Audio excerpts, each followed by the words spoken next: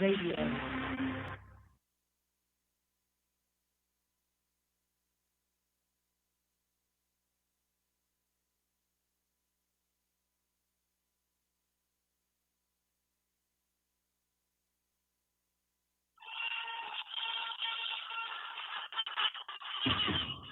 Welcome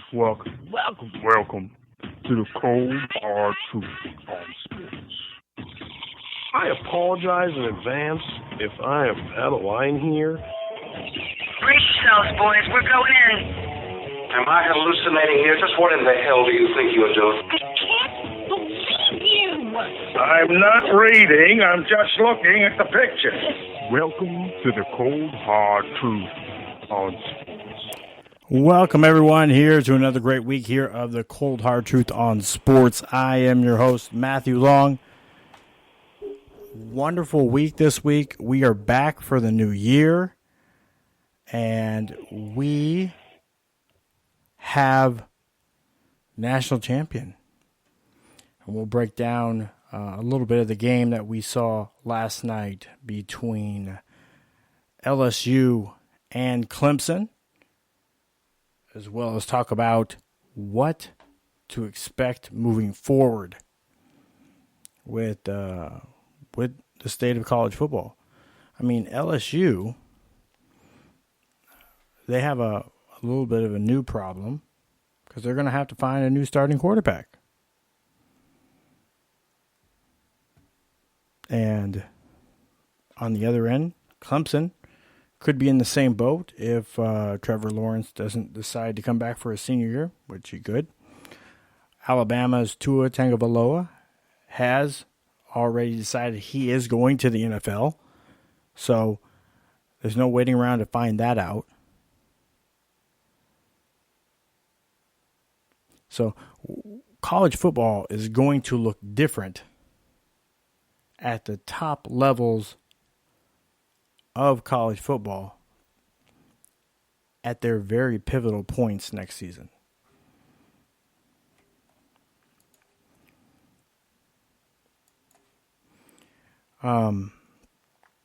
We also have our divisional rounds for the NFL playoffs. We're going to get into that. Some teams in there that I don't know if it's better for fan bases or better for the gamblers and betting and the betting community out there. But we have teams, and we'll break that down a little bit tonight. And Kevin and I will give our picks for the Super Bowl. Also, I'm coming back today from covering the East-West Shrine game. So I'll get a little bit into the talent that is participating in that. They do scouting. It's a kind of a scouting development practice. They put on, Monday through Thursday. And then Saturday they have an all-star game. Chance to give scouts and fans an opportunity to get to know some of these players and playing against other players at a high level. So it's much different than just seeing your local team, because these are some of the best players from teams all around the country. So NFL draft prospects, and I will get into that as well. All right. We are welcome everybody in that is tuning in over on Facebook Live. Those audience that are tuning in to watch us over on Sportscaster. For our regular listeners of the show that tune in on BlogTalkRadio, Spreaker, and the Spreaker radio app, very much appreciated. Having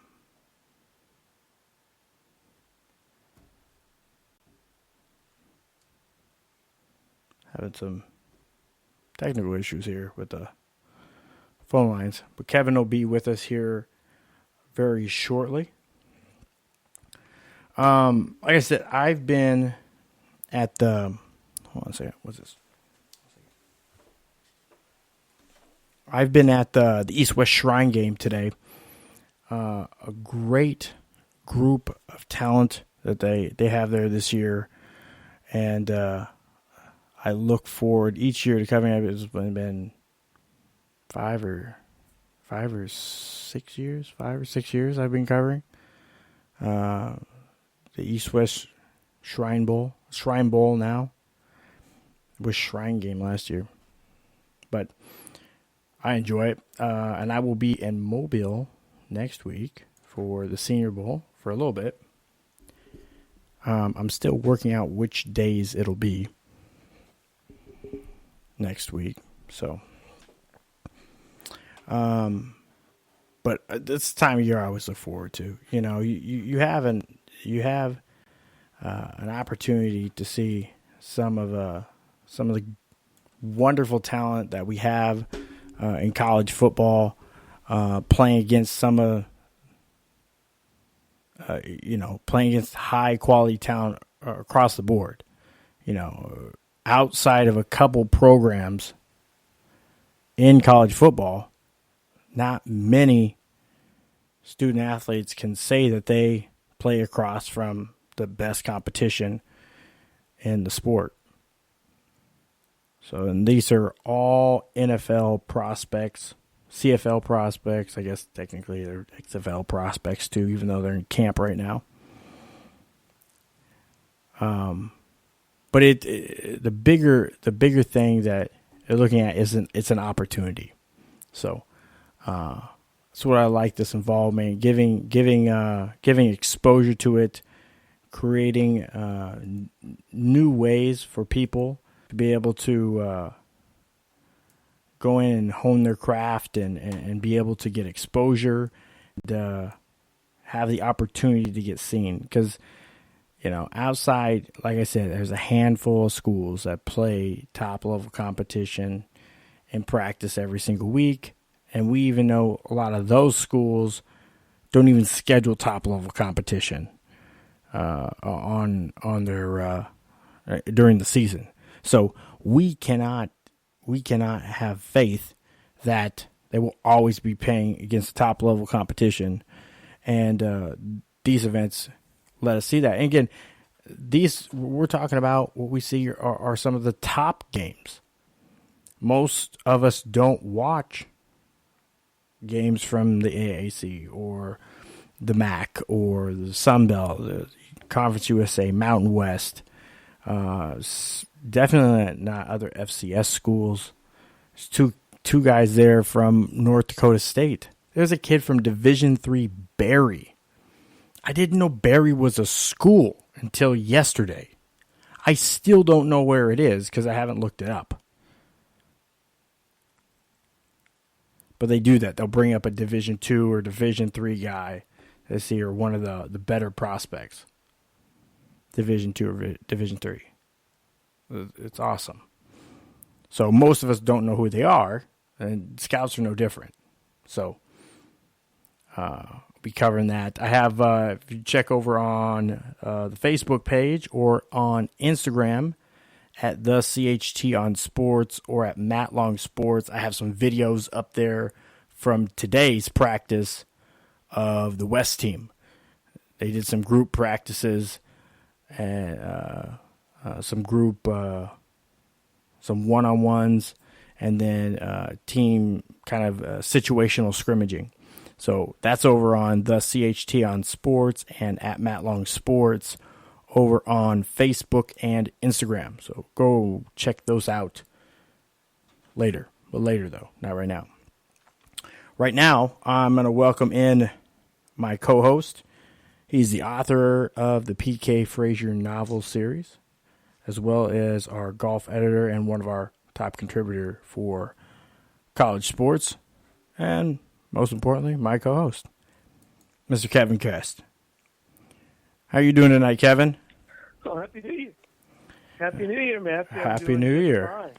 Finally watched, believe it or not, I finally watched the last of the bowl game this morning.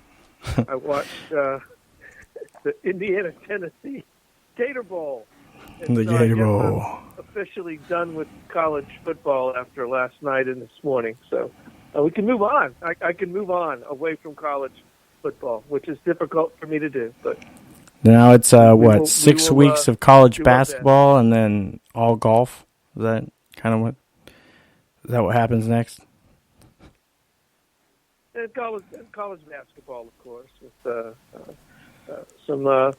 teams that I follow in college basketball are playing quite well, Virginia Tech and the University of Arkansas. So they're both off to very good starts this season. Surprisingly so, with both teams because they both have new coaches.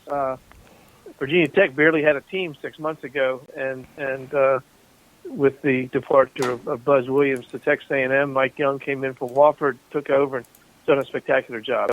That's it. I'll go through a grieving period of no college football. I'm sure I'll be able to find some old games on ESPNU or something to get me through the next August. But, right after the Super Bowl, we have XFL football. Yes, I'm interested in taking a look at that. Although this past weekend was so great for the NFL games and the national championship game last night, it's going to be tough to move past that. We'll see how that works. They've got some interesting things in mind with the XFL, some different rules, and see how that. See if people have an appetite for football in the spring and summer, as the prior leagues have shown. It hasn't been all that successful in the past, and so we'll see if the XFL with different kind of business model can survive. Well, Ocho Cinco, you remember Ocho Cinco, right? Chad Johnson. He is actually going to try out for the XFL as a kicker tomorrow. Yep, okay. Just true story. He's going to try out as a kicker because he has his background. Kickers don't usually wear 85. So is it going to be like if he wears like 5? Is he just going to be Cinco? I mean, is he going to have to change his name with the new? Maybe he'll just number on his jersey, or is he going to get to wear 85? I don't know. I don't know. He won't have to legally change his name, I don't think, to change his name. That's the nice thing about, I guess, the XFL. I guess so, but I'd be interested to see what the jersey number is, because to me, that's a way bigger story than him trying to kick a football. Just to be quite honest with you, I don't. He's actually pretty good at it, to be honest with you, because he tried out for the MLS and he didn't make it because it's hard to make it. It's the second or third best pro league in the world, the MLS. So he did not make the team, but he tried out. He does have some leg talent, so it definitely. I'm gonna see what happens. The whole league is. He's not that old. No. Why doesn't he just play? And kickers get kicked till they're 50. He's not that old, is he? Well, that's the thing is they have a lot of opportunity for skills guys, and probably just wants to try something a little bit different. I mean, you don't have to go through the same grind and the same training and everything as a kicker as you do for other positions. They do field goals, but they're extra. So in the XFL, they have their extra point system. Their PAT is 3 yards is 1 point, 5 yards is 2 points, and if you go from the 20-yard line, you get 3 points, or 10-yard line, you get 3 points. So everything is a one set play conversion. But there's no field goal kicking option. There's no extra point kick in the XFL. you can kick field goals, and there is a kickoff, but there is no extra point kick. You have to, it's an actual set play that does not involve kicking. Oh, which I like that, actually. Yeah, it's different. Like that, actually. I mean, the extra point kick has gotten to be, I mean, the NFL keeps moving it back. I mean, and they still don't miss very many that don't really result in much, determining the outcome of the game. So then you have teams like the Steelers who routinely go for two, because if you go for two, you get to try from the 2-yard line. So Ocho Cinco is still only like 41 years old. I mean, he's younger than Tom Brady. Just saying. I mean, but as a kicker, you can play till you're 50. I think that's what he's looking at. I don't know. Well, yeah. Well, I mean, we've had some kickers, kick late into their 40s. Heck, George Bland even played some quarterback when he was in his mid 40s. But that's when. But that's when the defensive guys were like smoking cigarettes at halftime and stuff. So I mean, it was a whole different era back, when those guys were, playing that old. But have you seen the rules for the XFL kickoff?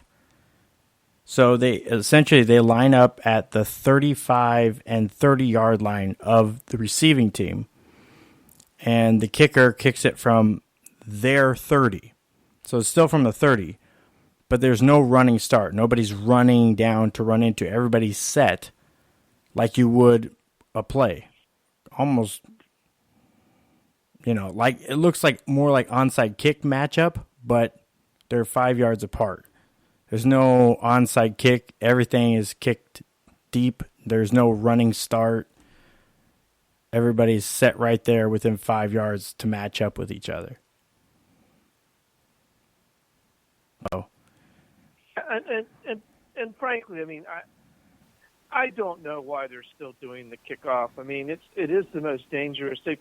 They tried everything now. They're trying the standing start at the kickoff line, and you get to make a fair catch anywhere, and the ball still comes at 25. I mean, there's all sorts of things they're doing. Why don't they just bite the bullet and get rid of the doggone thing and just start at the 25 or something like that? I mean, it just seems to me they keep trying to manipulate to make it exciting, and you get those rare instances where somebody actually gets beyond the 25-yard line, and you can. I watch a lot of football, and there's very rarely does it really make a difference. Well, think about how many muffed kicks there are, how many turnover opportunities there are on that. I mean, again, it's a facet of the game that adds a level of difficulty. I don't have a problem with the kickoff. I do think it's really it is really dangerous. I mean, literally, regardless if it's a running start or a standing start, you still are running downfield a good 65 yards, 50 yards to run into somebody at, 8 to 15 miles an hour. So it's... And every guy's running. It's not like a regular play where you have everybody that's going to tackle is running. The guys, and that's the thing is even the guys that are going to block are running backwards and then coming forward. So... and then some of the guys, the wall, they got rid of wedges. You can't do the wedge. There's no wedge anymore, which is great because you have guys that go down there and just trying to bust the wedge. You just have guys that just want to go barrel into 2-3 guys as hard as they can to bounce the returner outside and break up a blocking wedge. So that's better. But I don't know. This is a really interesting option because you don't have anybody running downfield full speed. You literally have a kicker. As long as your kicker can kick it from one 30-yard line to the next 30-yard line, then that's all they need to do. I don't know what the rules are when the kicking team can touch it, how they can regain control. If the receiving, I didn't see that portion of the rules, but I'm just generally telling you what the setup is like. So they line up on the receiving team's 30 and 35-yard line. The kicking team kicks it off from their 30-yard line. And from the 30, most kickers, quality kickers, are going to kick it into or out the back of the end zone. It sounds more like a battlefield kind of thing, where like in Gettysburg, when they had the Union on one side of the field and the Confederates on the other. And it's the Southern Compromise. Blew a whistle.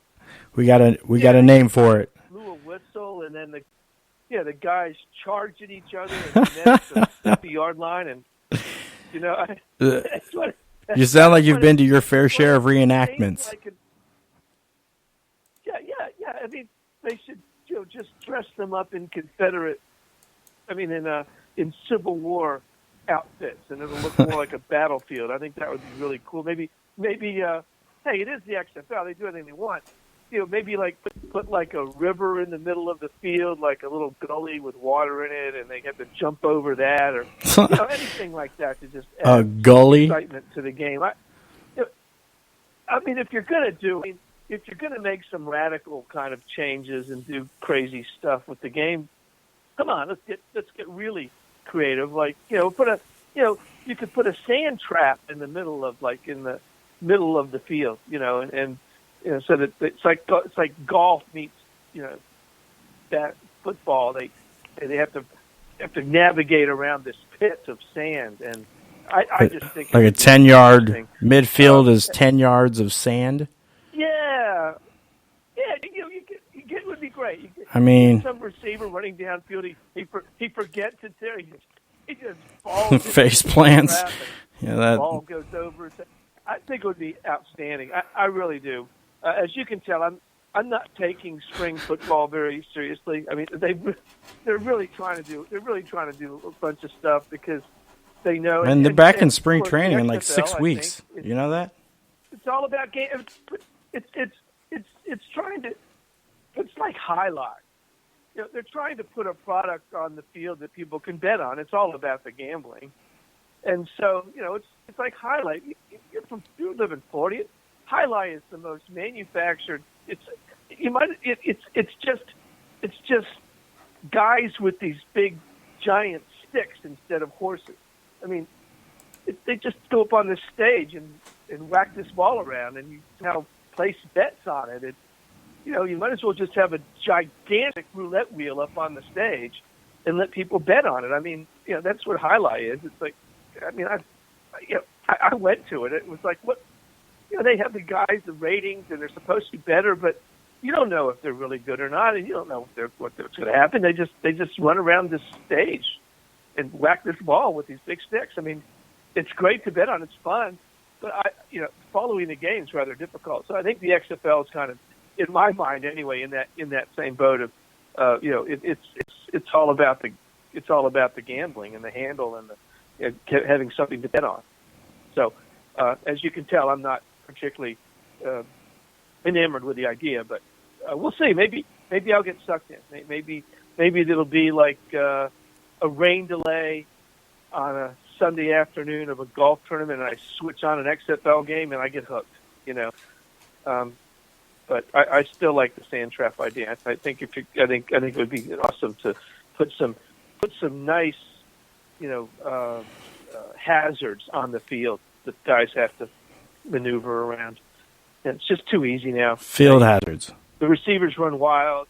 The defensive guys can't put their hands on them. Or if you let the fans like shoot projectiles from the stands at the players, right? And so that some guy looks like he's gonna make an interception, he gets hit in the face with the ball, knocks him off the ball, and then the receiver catches the ball. I think that would be really interesting to have some gimmicks like that. I mean, that to me would be interesting.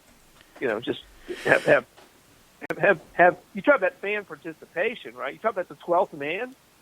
Yeah, give some guy on the first row one of those one of those guns that shoots T-shirts out and just let them shoot stuff at the players. I think that would be awesome. I mean, that would really be good. I'm not. Right? Maybe a comedy movie about that. Maybe that's your basketball. I don't know. I don't know.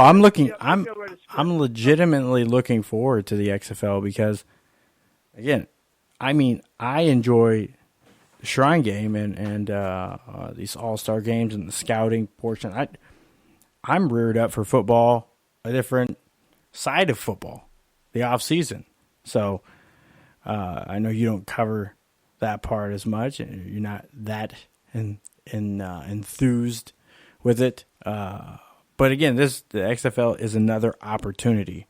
As of right now, they're the only developmental league other than college football that anybody has an opportunity to be involved in. So I want to see what happens. I mean, they have a lot of they really do have a lot of guys that are been NFL guys that are out in this league. Guys that were in the alliance of a.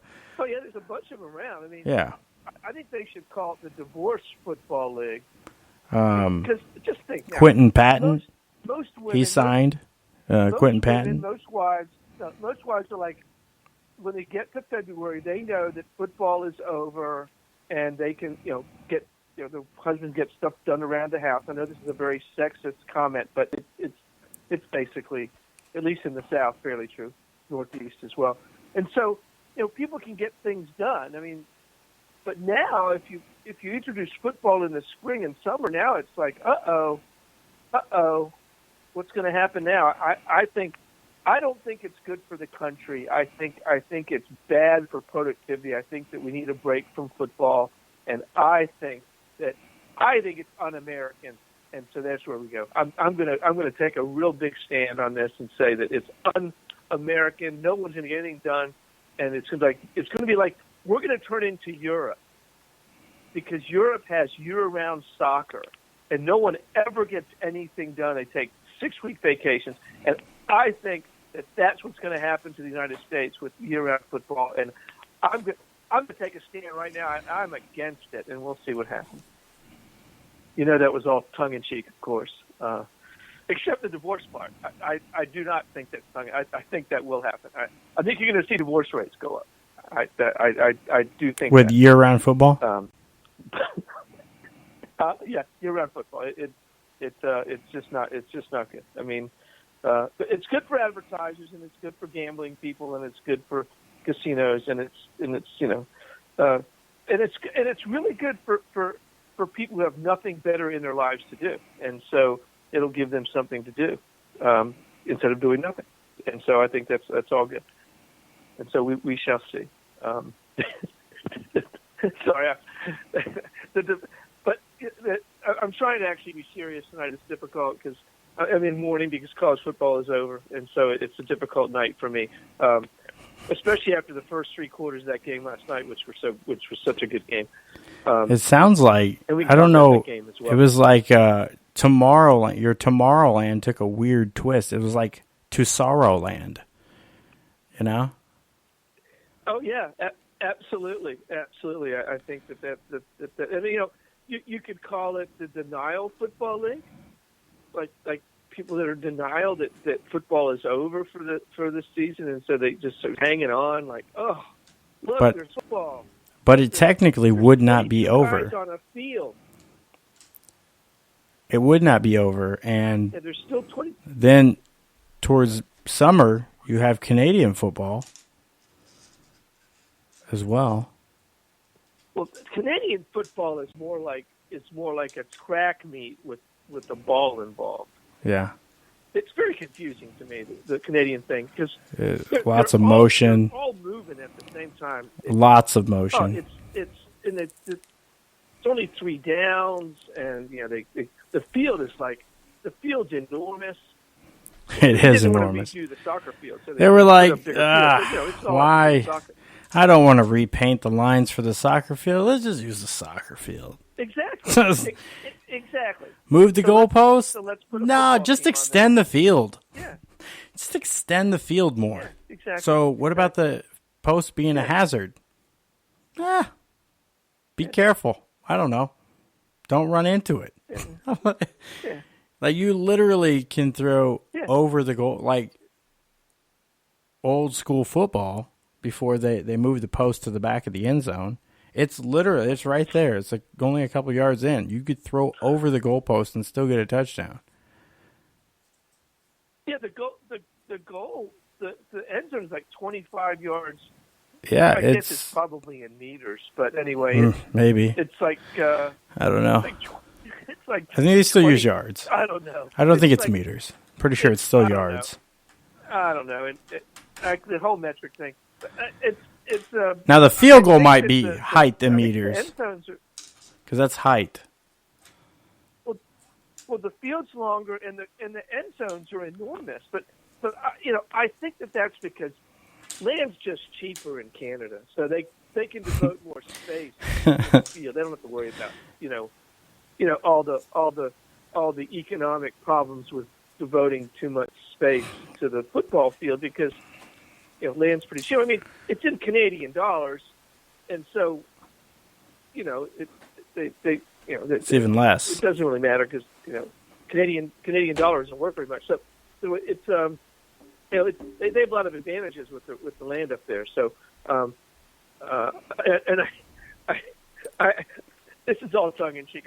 I know I'm offending some Canadian friends because I have a lot of Canadian friends. I used to work for a Canadian company, so but no, nothing against the XFL. Actually, excuse me, the CFL is actually kind of exciting, and I used to watch it when there wasn't nonstop American football on from August. I mean, now they used to show Canadian football on ESPN because they didn't have enough programming. In all seriousness, but now, with college football having like 30 games on a day, there's no room for Canadian football.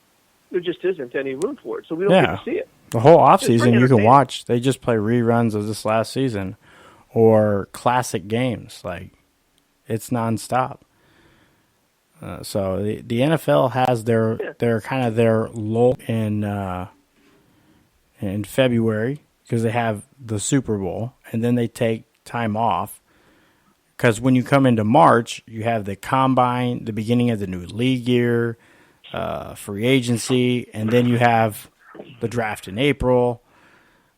May, people are already going for the rookie mini camps, and then then you got the voluntary OTAs that are without coaches, and then OTAs with coaches, and then camp, and then it's like the domestic violence month. That's the month that all the players get arrested for something because they don't have anything else to do. May? So May. Is it May? Sorry, May is the month. May's like the criminal activity month for the league. So they don't want to go off the radar. They just get guys just go out and do stupid things, get arrested, and then there's a lot of news about the league. That's what happens in that. So they get to they dominate the sports news cycle with guys getting arrested, and that's what happens. Go back, look it up. That's when Ray Rice got into trouble at the casino in Atlantic City. Come on, that was May. So that's when it happens. So they've got the combine in March, draft in April, domestic violence / criminal activity month in May, and then training camp opens in June. And there you go. That's their whole year. Yeah. And then you start all over again. I mean, it makes sense. It makes sense to me, but I'm crazy. So that's all facts. So all facts. So yes, I mean, you can back check me on that. I think I'm probably correct. May is a month that there's more arrested NFL football players than the other month. I need to research that. I'm sure the office wouldn't provide me any information like that because I think they don't really want to talk about guys getting arrested. for the entire month of May, but I think that's probably when it happens. Yeah, they get bored. They're used to hitting people, and they don't get to hit anybody in May. They just get to sit around, so they get to hit somebody. So they get do something. So to take this more seriously, the game last night. What did you think of the national championship game in college football between LSU and Clemson? That was totally hyped for, what was it, 3 months between semifinal and final, something like that. It felt like it. But we finally got to see the game last night. What did you think?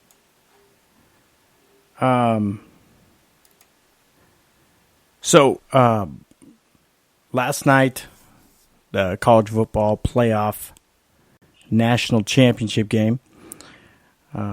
Just want to take a quick second here and welcome everybody that is tuning in on Sportscaster. Got great support over there. This is our second week over there. But talking about the college football national championship game last night, it was an amazing game. And through 3 quarters, it felt like it was fairly close, even though I don't think it really was. Even when LSU went down, when they were, down by a point? Something like that. They went down, it was 17-18. They still, I really didn't see any other outcome than LSU winning this game. Because there had been times, I know, and it just seems like Clemson was trying to throw out their whole bag of tricks right from the get-go. All the stuff right from the get-go to get the spark.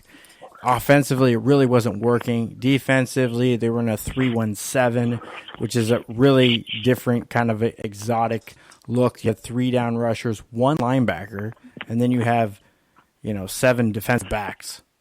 So that automatically, now you're playing 2 to 3 guys that don't normally play. So did it work for a little while? Yeah, it worked in the first quarter.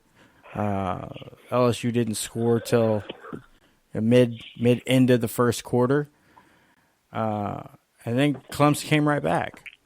But it was awesome. It was really a fun game to watch. I can't say it wasn't entertaining. I didn't see at any point in time where I thought Clemson was going or that LSU was going to lose. But it was fun to watch, and even in the fourth quarter, before that final dagger touchdown to put them up 42-25, it felt like maybe Clemson could muster up one of these comebacks that they've had several different times this year. Just looking a couple of weeks ago, maybe it was months ago when they played Ohio State. I don't know. It was so weird, yesterday and today to be at the Shrine game and be like, yeah, so we have 5 guys that are on these 2 teams that are supposed to show up this week, and a couple of them still are. But we're going to watch the national championship game tonight. So it was just the championship game was so late. So my worry is now, if we move it to 8 teams, that means we're looking at, what makes it the 20-something of January before you're playing the national championship game. So it gets in the way of some of the other opportunities. No, probably not, though, Matthew, because, and I'll get back to being serious, totally serious now, that the pushback of the national championship game was a quirk of the calendar. Initially, the semifinals were supposed to take place on New Year's Eve. Well, when the committee, College Football Playoff Committee, or the people that operate the College Football Playoff, that group, had such a bad rating situation New Year's Eve last year, they moved the games back to Saturday the 28th. And by the time they did that, it was actually too late to move the championship game back to January the 6th, which is where it should have been. Yeah. And so it resulted in a 2-week, because if the semifinals had been New Year's Eve, the final would have been they couldn't do it on the 15th. It only would have been 5 days between games. They didn't want to do that close. So in the future, and I have not seen what the ratings were for the Saturday semifinals. I thought it was great. I mean, I thought it was fantastic because they kept it away from the pro football stuff. They had the stage all to themselves. I thought it was great.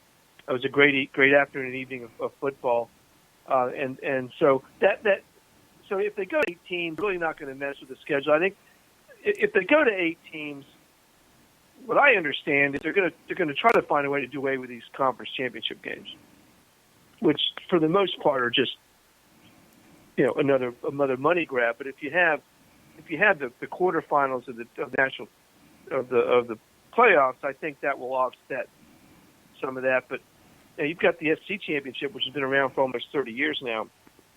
They were the ones that started that. Once again, you have to get some of these conferences on board for that.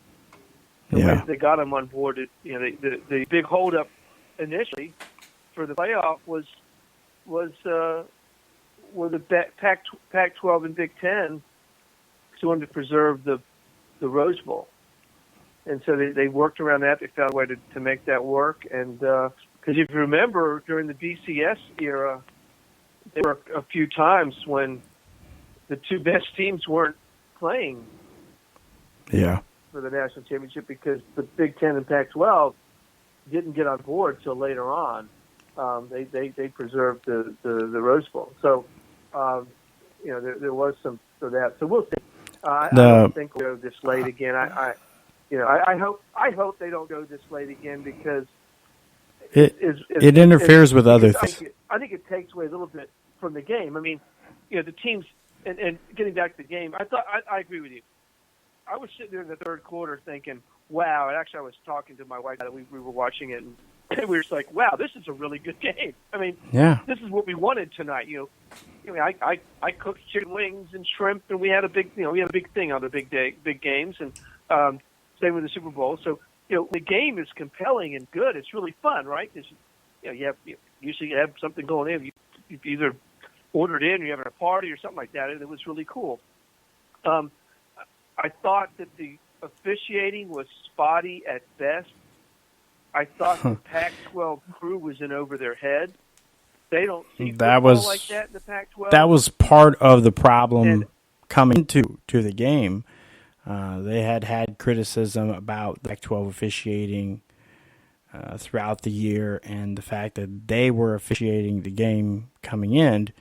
As I know many had reservations of about that. But I mean, the ratings were good. Why didn't you, but why not put a big? Listen, the best officiating in the country is in the Big Ten. And I mean, I've been watching. I watch a lot of football. I watch a lot of football. I think it's in part because when they scheduled the crew, they thought Ohio State was going to be in the national championship game. So they wanted a neutral conference. Yeah, I understand that. I think that's what it was. Again, they're not going to say that. There was no Pac-12 team, right? Yeah, right. There was no Pac-12 team in the playoffs, but exactly. So that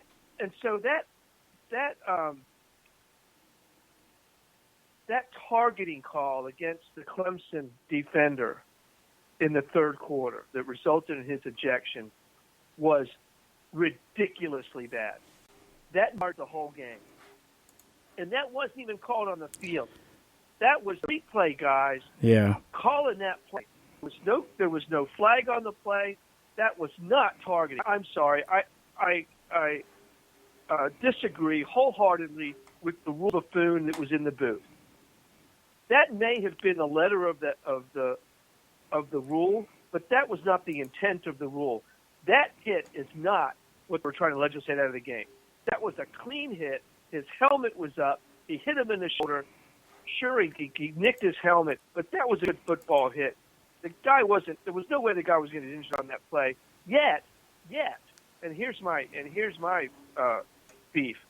Yet, the LSU defender laid out earlier in the game. A Clemson wide receiver took a cheap shot, hit him in the back, laid him out just because. Well, they didn't call that. It was a cheap shot. It was a hit on a defenseless receiver, but the ball was within reach, and even though he didn't catch it, he didn't target the shoulders, head, or neck area. Yeah. That's why the officials allowed it. I get that. It was legal. I get the reasoning. It was. I think that is worse than because they called Clemson on a return for a blindside block. I don't think it was necessarily. Yeah, that was bogus too. I thought that was. I was like, okay. That was a bad call. I'm pretty sure he hit the guy in front. He made sure that he did shoulder to shoulder with the guy, and he hit him on the front side of his body, not on the side or back. His head was in front. Exactly. His head was in front. And then later in the game, there was a clear helmet-to-helmet hit on Trevor Lawrence by LSU. That was absolutely, totally targeting. The guy launched with his helmet. He hit with the crown of his helmet, and no call. So, and that should have been reviewed from above. So my beef was it was poorly officiated. It was inconsistently officiated, and this is the biggest game. Now, I'll lean more towards the inconsistent, which led more to poor officiating than. Do I think it changed the outcome of the game? No. Okay, it wasn't that close. It wasn't close enough. But that young man that got ejected by Clemson, that was a big deal for Clemson. They were behind. They were going to lose, but that eluded any chance Clemson was probably going to make a couple of plays in defense to get back in the game. But it probably didn't change the outcome of the game. I think Clemson was overmatched a little bit. My take on the game was that Joe Burrow is a fifth-year guy, and Trevor Lawrence is a sophomore. And I think that what we saw in that game was Joe Burrow got the ball to his weapons more effectively than Trevor Lawrence got the ball to his. Like Jay, number 5 for Clemson. What do you have? 1 catch, 2 catches?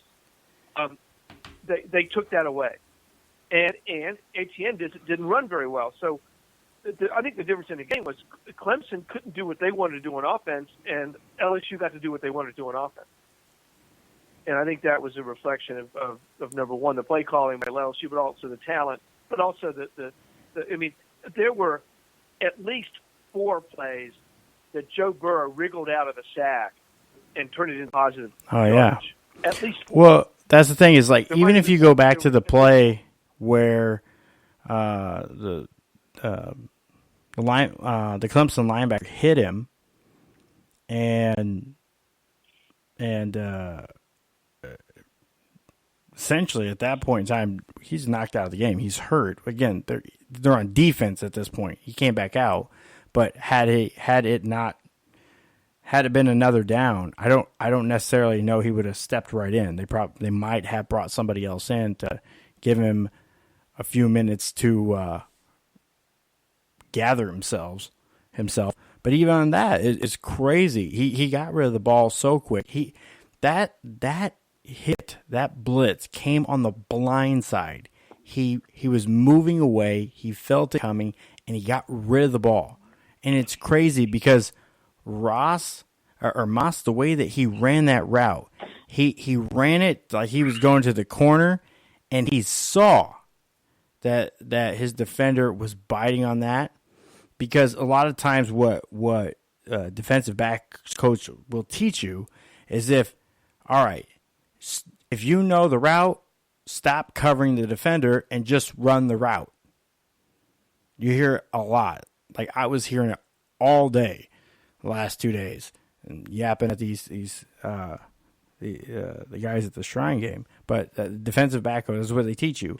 If you know the route, stop covering the defender and run the route, especially if the ball's up. Don't worry about the defender. Run the route. Go get the ball. That's what you want, the ball. Either knock it down or catch it, but do what you can to go to the ball. And in this situation, they did. LSU did a great job of breaking it off, and he was wide open. He was just standing there. He literally. It's not like he made a move and then was running around. No, he literally broke off his route and then stood there. He had time to look around and see where people were. The ball came in, he caught it, and he just stood there. It wasn't like, I got to get over here, I got to make. No, he literally, it's like they were standing there just playing catch. He wasn't. He broke off his route and he just stopped, just stood there, and Burrow. Yeah, I think that the, and I'm not usually one to really talk about the officiating because I think it usually balances out, but it did not balance out last night. Clemson was probably the recipient of more bad calls, like the offensive interference call where the guy caught the ball and walked into the end zone. That was not offensive interference. If anything, it was a no call, and it could have been defensive interference. Yeah, I think they called too much. I mean, they would call a bunch and they wouldn't call anything. It was as a player, they let that hand fighting go early in the game. Yeah. Right. Yeah. On a number of plays. And then all of a sudden, on a touchdown throw, they throw the flag. Well, if you're going to throw the flag on that, throw it on the first play of the game so that the players know they can't be doing that. Yeah. And so I think it detracted from the game. I don't think it changed the outcome, but I think it detracted from it for me because as a journalist and as a fan, I was like, oh crap! These guys injected themselves into the into the game in a manner that they shouldn't have, and I think they were. Well, I think they got caught up. Pac-12 has those kind of games. I mean, the Pac-12 they don't play defense in the Pac-12. I mean, Oregon's defense was decent this year. Stanford's had one, and Utah. Other than that, there's not a lot of big games like that. And I think the crew was overmatched a little bit with the athleticism of the players that they were officiating. I think the moment got the better of them. And I don't know if that was an all-star Pac-12 crew or if it was a crew that worked together all season. They didn't seem to be on the same page with each other, and that to me, I think the committee has the football playoff. They need to look at how they do that in the future because this was a black eye, on the whole thing, and it's unfortunate we're talking about that. But I think it's going to be good that Trevor Lawrence has another year. I mean, he can't go out. He's only a sophomore. He's a true sophomore, so he can't leave. So he's back at Clemson, and I think it's good for him. He needs it. It's good, and and a fine young man too. By the way, I mean, all of that's really good. He needs another year because I think what showed the game last night and a little bit in the game early against Ohio State is Clemson didn't play anybody this year that was any good. I mean, they beat North Carolina by a point. Well, that's where they suffered in the rankings, but it just goes to show. At the end of the day, the committee said as long as you're undefeated and you're the conference champion, Power 5 conference champion, you'll get in. You'll get an opportunity. So I don't see. My thing was, I didn't I don't think that Clemson. I never thought that Clemson wasn't good enough or not deserving as a team to be there. I just feel like the resume that they put in front of everyone was lackluster. Obviously the ACC being down. Right, I agree. But outside of scheduling a game with Texas A&M.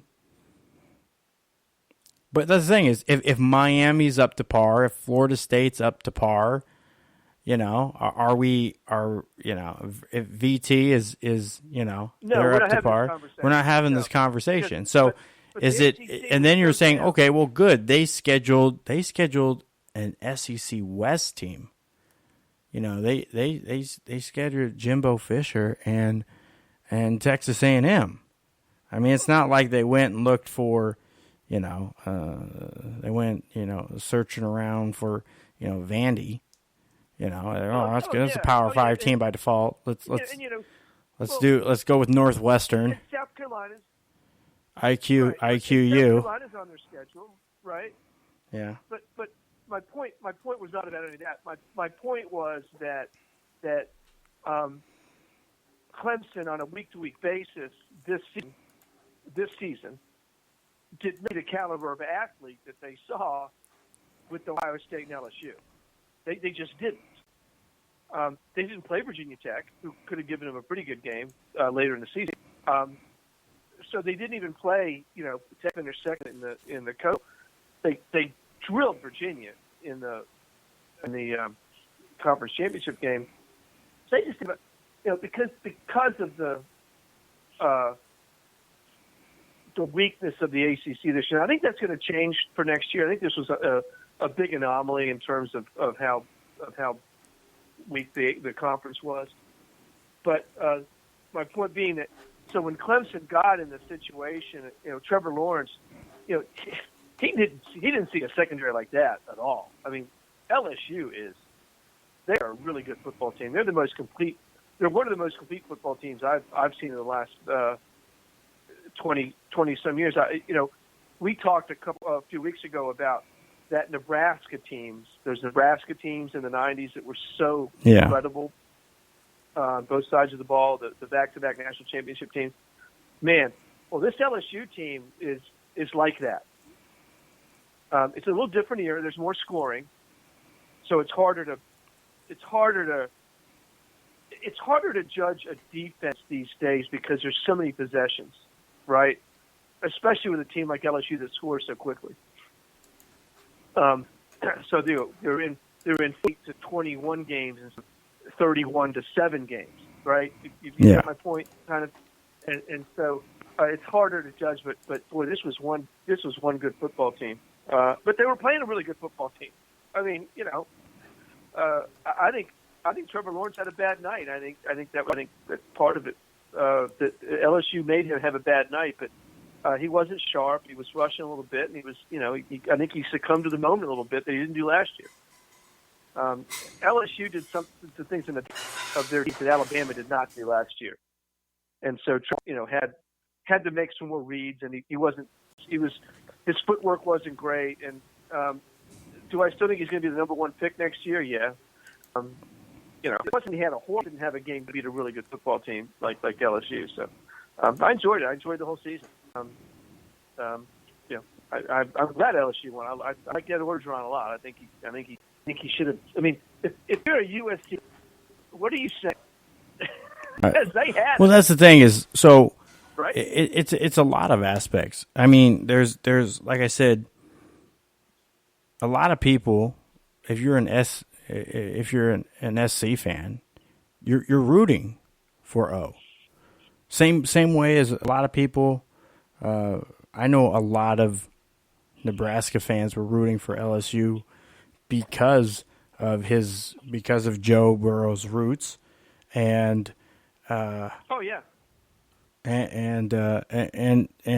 some people were just rooting for him to win because of his humble speech he gave after he won the Heisman. I mean, like this. If this wasn't life, you would think that this season for him was the corniest movie you could make about a football season. You know, a transfer kid that didn't get an opportunity. It really wasn't what, you know, he was supposed to be coming in, takes an offseason, gets better, and plays the best season of college football a quarterback has ever played. Ever. Pretty amazing, huh? Ever. I think it's fantastic. Yeah. What does it say about college football that the last 3 Heisman Trophy winners have all been transfers? And 2 of the last 3 were walk-ons, former walk-ons. I know. I think what it says the most is that we don't have enough opportunity for athletes to showcase their talent. That's what I think it is. Because you can get talent at smaller schools and lesser schools, but you're going to usually have lesser talent at coach and what the school provides. I mean, the reason the NFL can have parity the way that it does is because they have a financial structure that limits certain aspects of what they can put in. Like, there's no rule on how big a stadium you have or how nice your facilities are for training, but there's a limit on how much you can pay players, and there's a definite limit on how many players you can have regardless if you're at home or travel. I mean, travel squads are taking 85, 90 guys on the road, and at home they could have up to like 150 guys on the sideline. So it's a mob. It seems like half the student body in some of these schools is the football team. You know, so it's crazy the way, in some respects, it's set up. They're able to. They have so much fluidity over the scheduling. Excuse me. You know, there's not an equal playing field on the scheduling. You know, we see the ACC and SEC again. You know, 8 conference games. You know, they have probably 2 FCS schools each year, just making it an extra win, a couple extra wins every year, make it a little bit easier for them. LSU, on the other hand, they just happen to have that season where, you know, they paid 7 top 10 teams and beat all of them. So it's sometimes it seems like it's the luck of the draw, and other times it's, you know, it's people manufacturing their fortune. That's why it's tough a lot of times to tell what Iowa State is until, you know, 4 weeks, 3 weeks left in the year. Because until, you know, this is what I was talking about. When we get halfway through the season, we did week 7. We started doing a ranking, you know, get into week 7. So it came out week 8.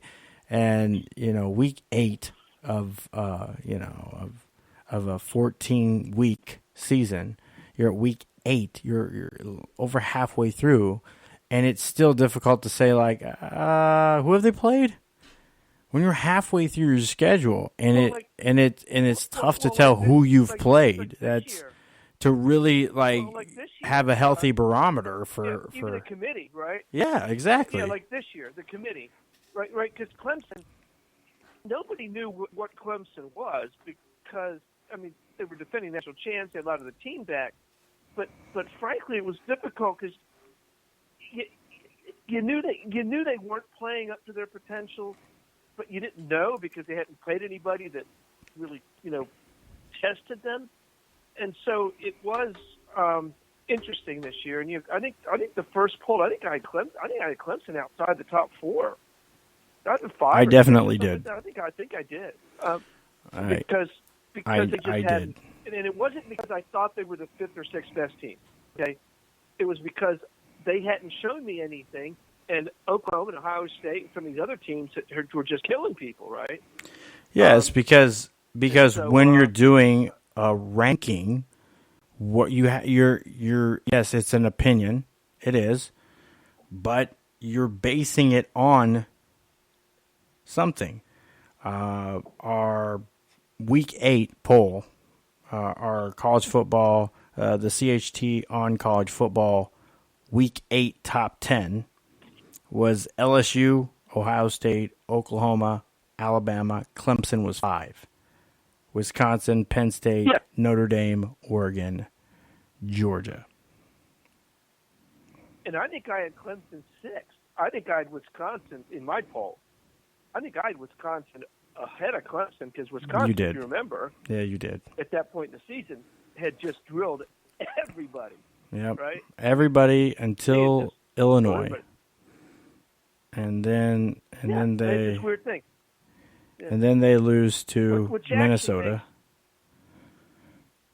Which actually makes LSU's season all the more remarkable because they beat a lot of really good teams. I mean, some teams like Clemson. Let's just take Clemson for instance.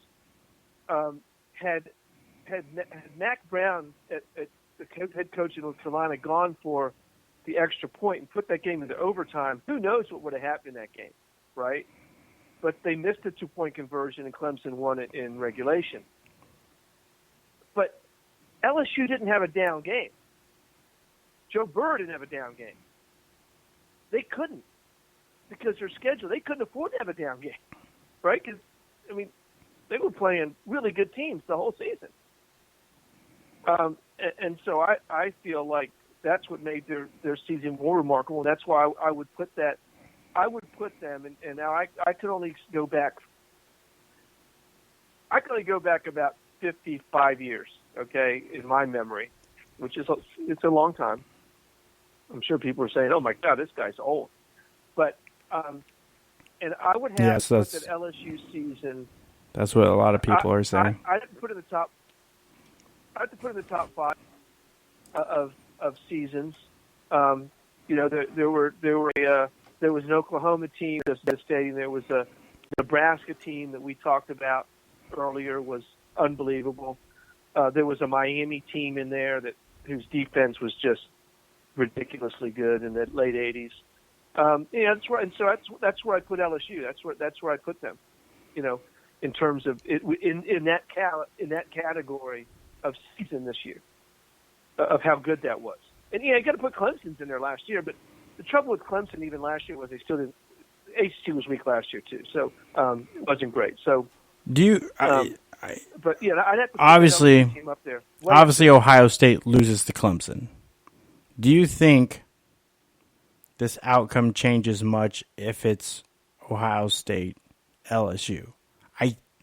That's who I picked. Yeah. That was my pick. No. But clearly, if Ohio State was before the Big Ten championship, and then even after they finished dismantling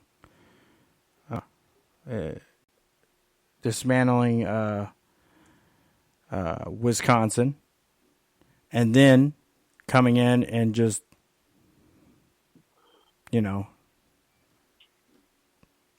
doing what they did with. I think Ohio State looked like the better team against Clemson, but they didn't put the ball in the end zone. They weren't finishing stuff. That game could have been over. The thing is, Ohio State was moving the ball well, and you know what? They looked very Nebraska-ish. I'm going to put it that way because that's kind of the thing. It's they moved the ball well, but they didn't score points. Like if you go back and I don't have the game up, but I bet you if you go back at the statistics, Ohio State probably looked like they were winning the game as far as the yards and first downs and conversions and except for in touchdowns, like touchdowns and points. The most important statistic. They won everything except the most important one, and that's the score at the end of the game. I mean, Ohio State lost that game in the second quarter, right? Because they they had that 16-0 lead. Clemson made it 16-7, and then I think didn't Ohio State turn the ball over and allow Clemson to get to 14, and at that point the momentum had shifted, and Clemson had gotten their feet under them and said, okay, we can play with these guys, But early in the game, I didn't think Clemson could play with them, and I picked Ohio State to win that game as well. By the way, I mean that was my pick. Yeah. Even though I was rooting for Clemson, I picked Ohio State in that because I actually thought Ohio State was the best team in the country for a lot of the season. Until LSU started to really stack up the wins against really quality opponents. I think the Ohio State Clemson game, an Ohio State LSU game would have been similar to last night. Maybe LSU so. May have been a little bit better defensively than Clemson played last night, but I think it would have been a very similar outcome. I think Ohio State and Clemson were pretty evenly matched. I think for most of the year, as far as when I look back at my rankings and where I put them at, it was pretty much LSU 1A and then Ohio State 1B, but they don't do that. We're not doing ties. So I would defer Ohio State to number 2. But I can check the first poll. Ohio State might have been number 1 in our first poll. I think they were number 1 in the first poll. I think they were because they had been playing so well. Yeah, it was Ohio State, Alabama, LSU, Oklahoma, and again, Clemson 5. Clemson didn't get up to the top 4, I think, until after Oklahoma had lost. So Oklahoma lost to K-State. I think that got Clemson up 2-4. And even then, Georgia might have been ahead of them. I'd have to go back and look at it. I don't know. I don't have them all up here. I don't know why they didn't all get posted, but they didn't.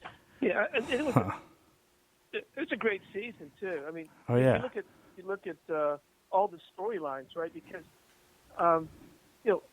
Wisconsin was dominant early. Ohio State great early. You had and you ended up with the 3 unbeaten teams. It's 2 unbeaten teams, excuse me. And then I think a team that I'm looking at for next year, although Justin Herbert's going to be gone, is Oregon. How they stubbed their toe against Arizona, I have no idea. Because if Oregon wins, they're in the playoff. Yeah. Oklahoma's not there. Oregon would have been in the playoff. And it just boggles my mind how they lost that game to Arizona. I mean, it's crazy to me. It doesn't make a whole lot of sense. That's college football, right? Yeah. Because crazy stuff happens, and it didn't happen to Clemson. It didn't happen to LSU. It didn't happen to Ohio State. And so I just feel like we did have 3 unbeaten teams because they were all those teams were unbeaten. So I feel like it turned out that there were 3 really good teams and the rest of the field, and that's kind of what happened when LSU just scorched Oklahoma, right? Because I mean, there wasn't really a 4th team I thought that was going to be able to play with the other 3, and so whoever it was, whether it was Baylor or Oklahoma or Oregon or whatever, I think they all would have faced the same fate against LSU in the semifinal. Similar fate. Maybe not quite the 7 touchdown. Well, that's the thing is that's the way LSU has played. And again, if there's a couple other completions there, LSU wins by more. So that defeat could have been a whole lot worse. But that's the thing. It's like, and let's not, and let's credit the LSU coaching staff. I mean, like we talked earlier, they got their weapons the ball. That running back was just, Clemson Clemson had trouble, and you saw it early on when Dabo Swinney, the Clemson coach, when they started going to those gadget plays, the gimmicky plays, that's a red flag that, I think we're overmatched, right? I mean, a little bit that he had to try to pull out some stops to try to get this. It was like Alabama 2 years ago when they pulled the onside kick at halftime, coming out. I mean, Nick Saban knew that his team was in a really tough game. He did some things. Now they ended up winning that game, but I think that showed. And I have tremendous respect for Clemson, for Dabo Swinney and his coaching staff, and they're fine. Both those teams, fine young men, fine, exemplified a lot of sportsmanship and everything last night. And so I have a lot of respect for both. But, somebody has to lose. And last night it was Clemson. Heck, they've won 2 of the last 3. They've been in the playoffs all but one season. So, I feel like I can't feel that badly for Clemson because I was really rooting for LSU, and most importantly, I was rooting for the head coach Ed Orgeron because he finally I think he's finally getting because I know that when he was the interim at USC, I think we even had the conversation on this show that USC should keep him. Yes, that was my consensus. And then when Bo Pelini was fired, and he literally tweeted, "I'm interested in the Nebraska job," I was like, "Hire Ed Orgeron." That's right. And then they hired Mike Riley. And of course, USC hired Steve Sarkisian, and that went south in a hurry. Blah blah blah. Right? I mean, all sorts of stuff. So. But I'm very happy for Edo, and I think that you talk about a great story, but it's more than a great story. It's a testimony to perseverance and sticking to your guns, and keeping just doing what you know is right, and doing it in a way that you know is right, and ultimately coming out on top, and that's what he did. Yeah. Because LSU did not change their game plan. They stuck to their game plan. They knew what they wanted to do to win. Because that's the thing is, like I said, when you're going in a new and different. Because what Clemson did is they knew on defense they had to change the way they played defense to be more effective against. You don't often have a spread West Coast offense that's physical that go 5 receivers wide. That's odd. That's really odd because that's normally not what you do. But that's what LSU does. LSU plays in this hybrid West Coast spread offense with some elements under snap here and there. To have a power run game, but also add in those spread concepts to stretch it out. They really do push you to bend as much as possible, and then they break you. And that's how wonderful the offense was. The defense had its issues at times, but was able to always do enough. I mean, they gave up 25 points, but they knew with Burrow and with the offense that they had that they were going to be able to outscore them. So giving up 25 points, that's not good. You don't want to do that. You want to keep them under 20. But you're playing against a good offense. That's probably not going to happen. So although I wouldn't give it up and say that this LSU defense was overall superior. But throughout the season, their linebackers, who I think at the beginning of the season was probably one of the weaker points on the defense. The defensive backfield was strong, really deep for LSU. And over the season, they really meshed. And we saw it culminate in the national championship game. We saw it culminate against Alabama. So we saw them. Everybody that was put up in front of them with the outside, except for these one little game, they still won by double digits. Where they had a little bit of struggles against a 3-1-7. So you're playing a completely exotic defense. You have new guys in, and you have so much on the line. Everything was going so fast for everybody at the beginning of that game because everything was so packed and so high. I mean, the hype around. I mean, you talk about Trevor Lawrence hasn't lost a game since his freshman year of high school, and all this icing you put the sugar thick on the cake. I was like, well, we'll see, but from what I see, I know for a fact that Clemson hasn't seen anything of this caliber of team all season. But LSU has 7 times. Yeah, and I think that was the difference is that LSU was able to just go about business as usual because they've been facing. It's just another game against a good team, which they've been playing all season long. Yeah. Right? I mean, they played a lot of good teams, Auburn and Alabama and Texas A&M, and you just look at the West. I mean, their own division. And not to mention, they didn't, they played Florida. I mean, they played the good teams from the other half of the league as well. And so, I'm talking about the SEC. So, they just went out and did what they do.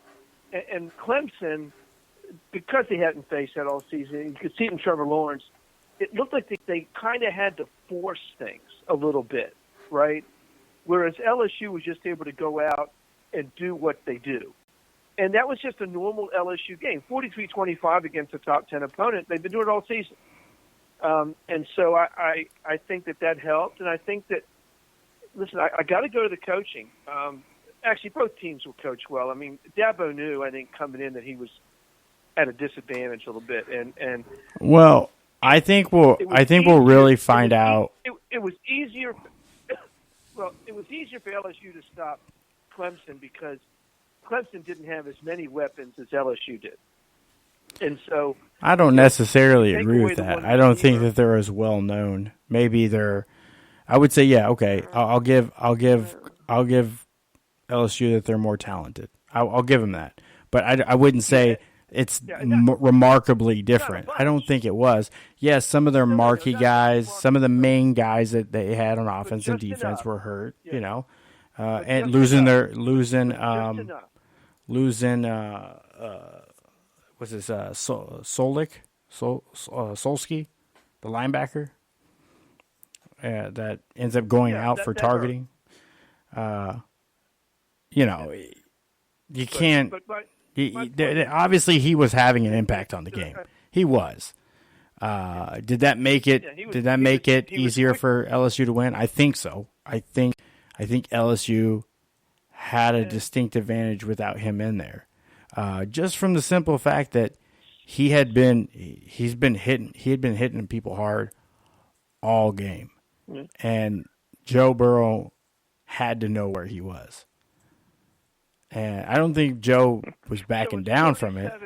Okay, so it's 37-28 instead of 43-25. Okay, I mean, I agree. I mean, but my feeling was that LSU was better, and they played a better game. So if you're the better team, you play a better game, you're going to win. Yeah. Most of the time. I mean, 90%, right? And that's what happened last night.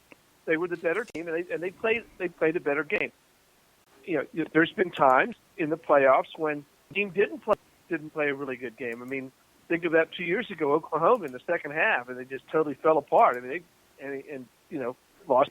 So, I think. But last night was for 3 quarters. I wish it would have been a little bit closer fourth, but it just got to where that Clemson defense, the Clemson offense, all well enough to keep the Clemson defense off the field. It just and then when it got to be such a bit that Clemson couldn't run the ball, they had to throw the football, and LSU has an outstanding team that could just sit back there and it made Trevor Lawrence throw darts, and he wasn't quite sharp enough to do that last night. So it was I thought it was great. I mean, I'll take a championship game like that every year. But I don't think the final score was indicative of the game. I think that was about as big a margin as you were going to find. But we know, given the two teams. But we know now. I mean, with Trevor Lawrence clearly coming back, probably is not going to challenge any sort of rules. He's a sophomore. He'll be back. Yeah, he's not that kind of kid anyway. He's not that kind of kid. He's not going to. And obviously LSU. This is usually you kind of tell where a program is. They say you could tell where a program is when they win like this, and I'd say no. When you have your generational player, when you have that guy, what you do after that, I think that says a lot more about where the program is at. Because Joe Burrow is the heart and soul, I feel, of this LSU team. Yes, Ed gives it all up to them, and they're all great. They've played well, all of them. But the what he did to develop and get better this past offseason was huge, because clearly some sort of switch, something clicked for him. He's making the better decisions. He's making quicker decisions. He's getting the ball out faster. And, getting in it with a new offense, getting in the right system, It could just show play calling makes a big difference. When you're rolling stuff out there and things are clunky, it makes a difference. The West Coast and the spread hybrid, it's predicated. Some of it's on timing. So when you see him, because I'm going to tell you this, and I don't know if some people are going to be surprised by this, but Joe Burrow, he's not wowing people with his arm strength. He's not going out there, throwing fastballs. He doesn't have that kind of a cannon, Baseball, he's not Nolan Ryan. He's not Randy Johnson. He's more like, more like Greg Maddux, He's more finesse. He's more accurate. He's he's better than Phillip Rivers. He's mechanically better. Phillip Rivers has a weird delivery. He has a pretty weird delivery. Yeah, I know, but no. But I'm talking about a guy that doesn't. I mean, Peyton Manning could throw the ball 90 yards, right? Yeah. The guy was just a rocket, right? Yeah. Patrick Mahomes can throw the ball a mile, right? Yeah. Right. I'm agreeing with you. Yeah. But we haven't seen if Joe Burrow can or not, because he hasn't had to. So I don't know.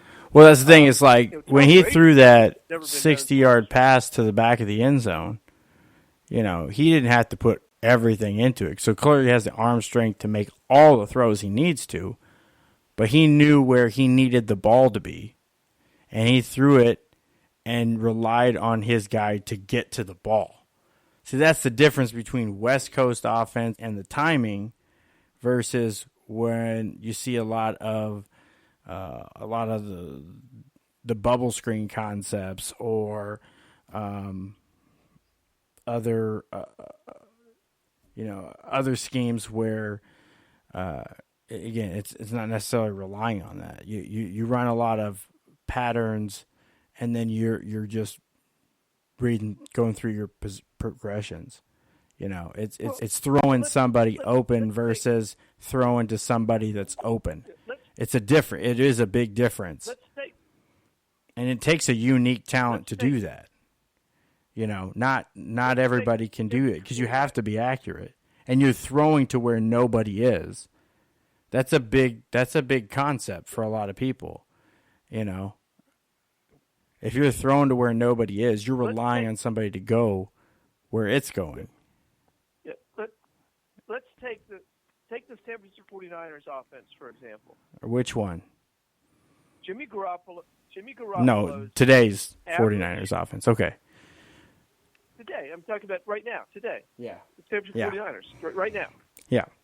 This season, Jimmy Garoppolo's average completion was under 7 yards downfield. Yeah. Now they doubled that with yards after catch. But he threw the ball 7 yards downfield on average. Yeah. When he completed the pass. Because who needs arm strength for that? Their concept is get the ball to open space and allow your athlete to create a play to make it more. Right, but my point, my point being, that depending on the system, you don't have to have. No, yeah, you don't. Now in Kansas City, you do. I mean, playing in the Northeast. Let me finish. Yeah, go ahead. Yeah, but you have to have arm strength in Kansas City's offense because that's a vertical passing game. You've got those weapons in the outside, and they go downfield a lot. But some teams don't go downfield that much. And frankly, now you don't have to anymore. You used to have to go downfield because you'd have to get. But now you can't touch the receivers. They're running wild 15 yards downfield. You can complete the ball 15 yards anytime you want, practically in the NFL. It seems like it anyway. I know that's not actually true, but it seems like it to me that those little dump passes are open all the time, which is why scoring's up and all this stuff. But, they are because defenses are playing off more because they don't want to get beat over the top. So they're giving a lot more up front. They'll give up the 3 and 4 yard pass. But which is also why you see teams struggle in the red zone. Like the back in the day, and I'll go way back, but I'll go back to the Pittsburgh Steelers that won 4 Super Bowls. Okay. With Terry Bradshaw and Lynn Swann and Stallworth, those guys. That was a vertical passing game. Well, they didn't. When they were in the red zone, they were running the ball with Franco Harris. When nowadays, when teams get into the red zone, they don't really have another option, and the field has shrunk. You can't do a 6 yard dump pass from the 3 yard line. You know what I mean? There's no space. Well, you can, but there's going to be somebody there. 3 yards deep into the end zone. Yeah. Right. Yeah, it's going to be in the end zone. So, I think that I believe that Joe Burrow is going to be can be quite successful at the next level. I mean, it's always a crapshoot. We've seen guys, but Kyler Murray had a good season this year. Not getting a lot of. I mean, the Cardinals weren't good. Baker Mayfield's done very well. Some of the recent Heisman Trophy winner quarterback have done better than they did there for a while. And so the last few have done actually pretty well in the NFL. So I think, and plus, Joe Burrow's coming out for 5th year. I mean, that guy's been in 2 programs. He's mature. He kind of shows why it makes sense. He's mature. To stay in college or stay in a position where you can continue to develop. It's not necessary if you're in a good program to bolt right away. Last year he wasn't a first round projection last year by any means, any stretch of the imagination. Hell, he wasn't even a top middle round. It was a middle. The season. He was a middle round. Now, I think a lot of eyes were opened because I was saying like week 3, I was like, wow, he looks really good. He's playing really well. Let's see how long it happens. We were just kind of waiting for the wheels to fall off the wagon, but they didn't. Has the top pick? The Bengals. And I want to bring in James here real quick, but I'm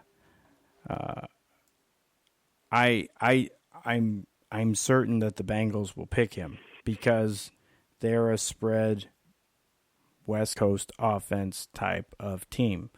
Again, this is Zach Taylor is throughout his coaching career has been in West Coast and spread offenses, going all the way back to Bill Callahan being his coach at Nebraska, all the way up through the NFL. Yeah, well, his time coaching with the Rams. The Bengals front office hasn't exactly been stellar in making football decisions the last 20 years. It's a family affair like the Cowboys, So, obviously, when you have the owner who's the GM and his daughter's the president and his brother is the vice president and 90 seconds. And it's a family affair,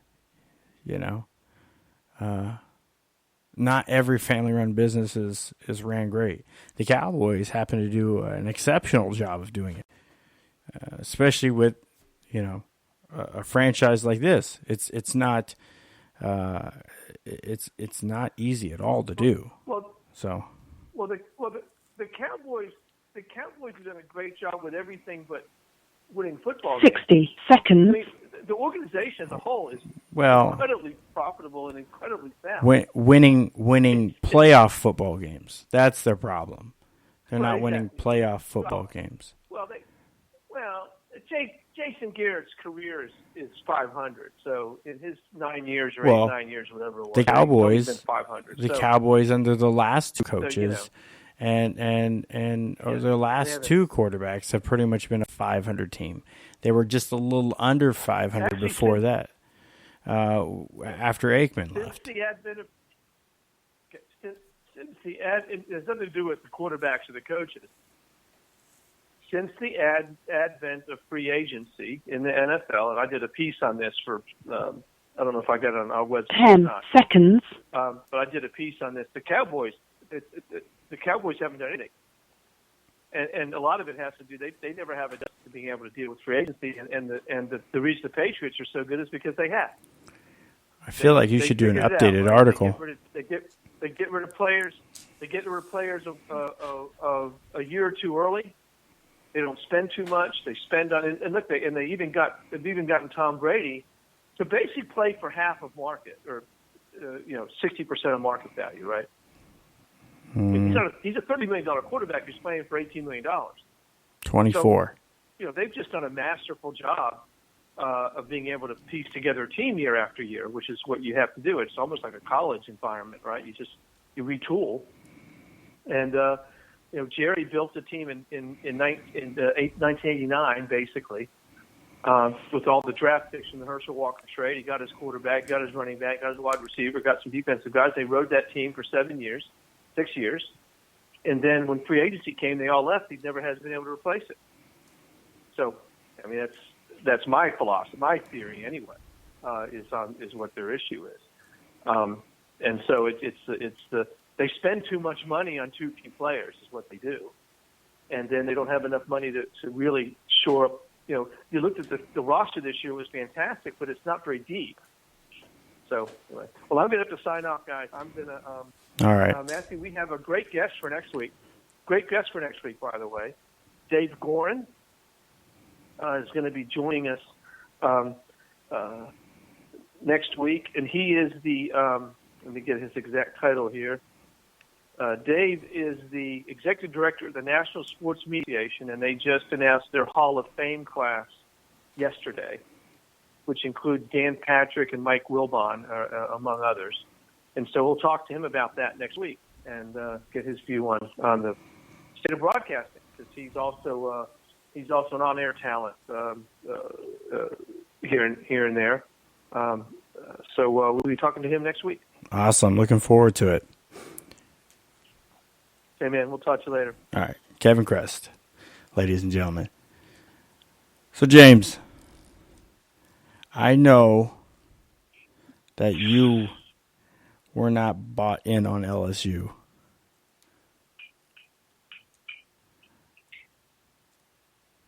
Primarily because you picked Clemson to win. And you've been pretty skeptical of their defense all season. For just reasons. What do you make of last night's national championship game?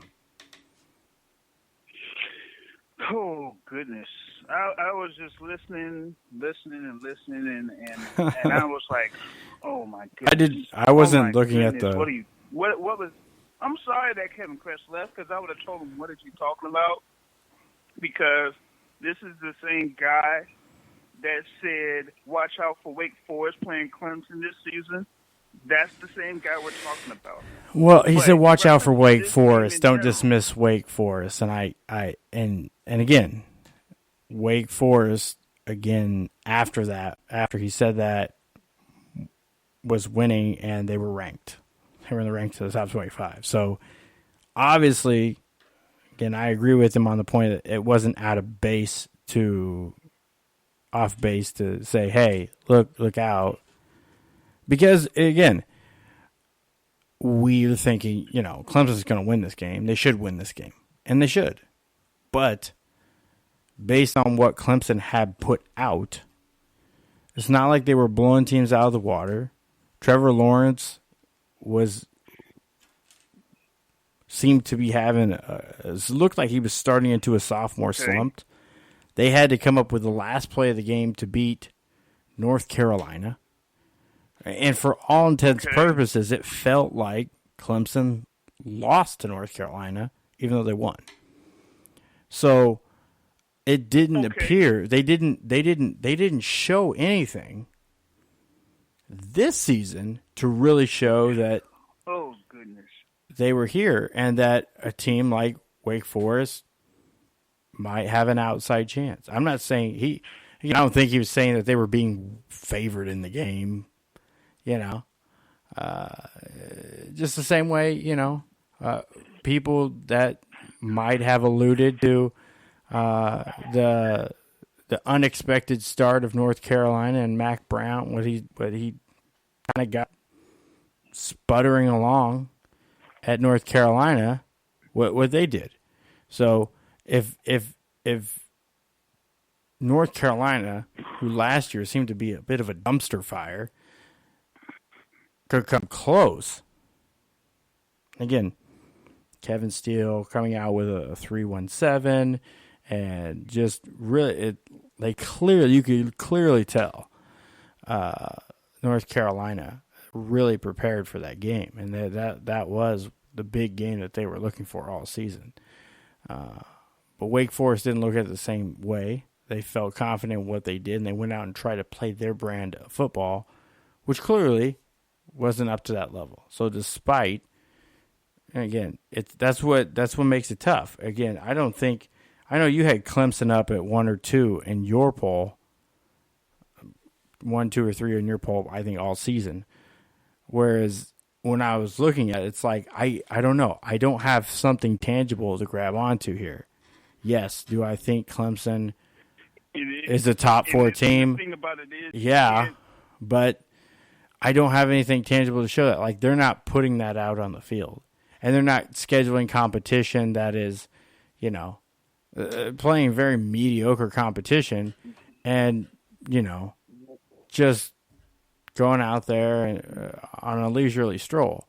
Did they struggle with anybody else but North Carolina? No, not really. But at the same time, they should have been putting everybody away. That's what they had set this level of expectation, beating Alabama the way they did the year before, that they were capable of doing that. that this was now a capability. This is now a trajectory and a direction that Clemson was going into. And the way that they came out, Trevor Lawrence looks like he's could be having a sophomore slump. It was very underwhelming. So because maybe the success that they had last season was just so high that this season seemed a lot more sophomoric, than what they put out there last year. So, again, I'm not, obviously the right teams are in the Final Four. I think so. But, I mean, I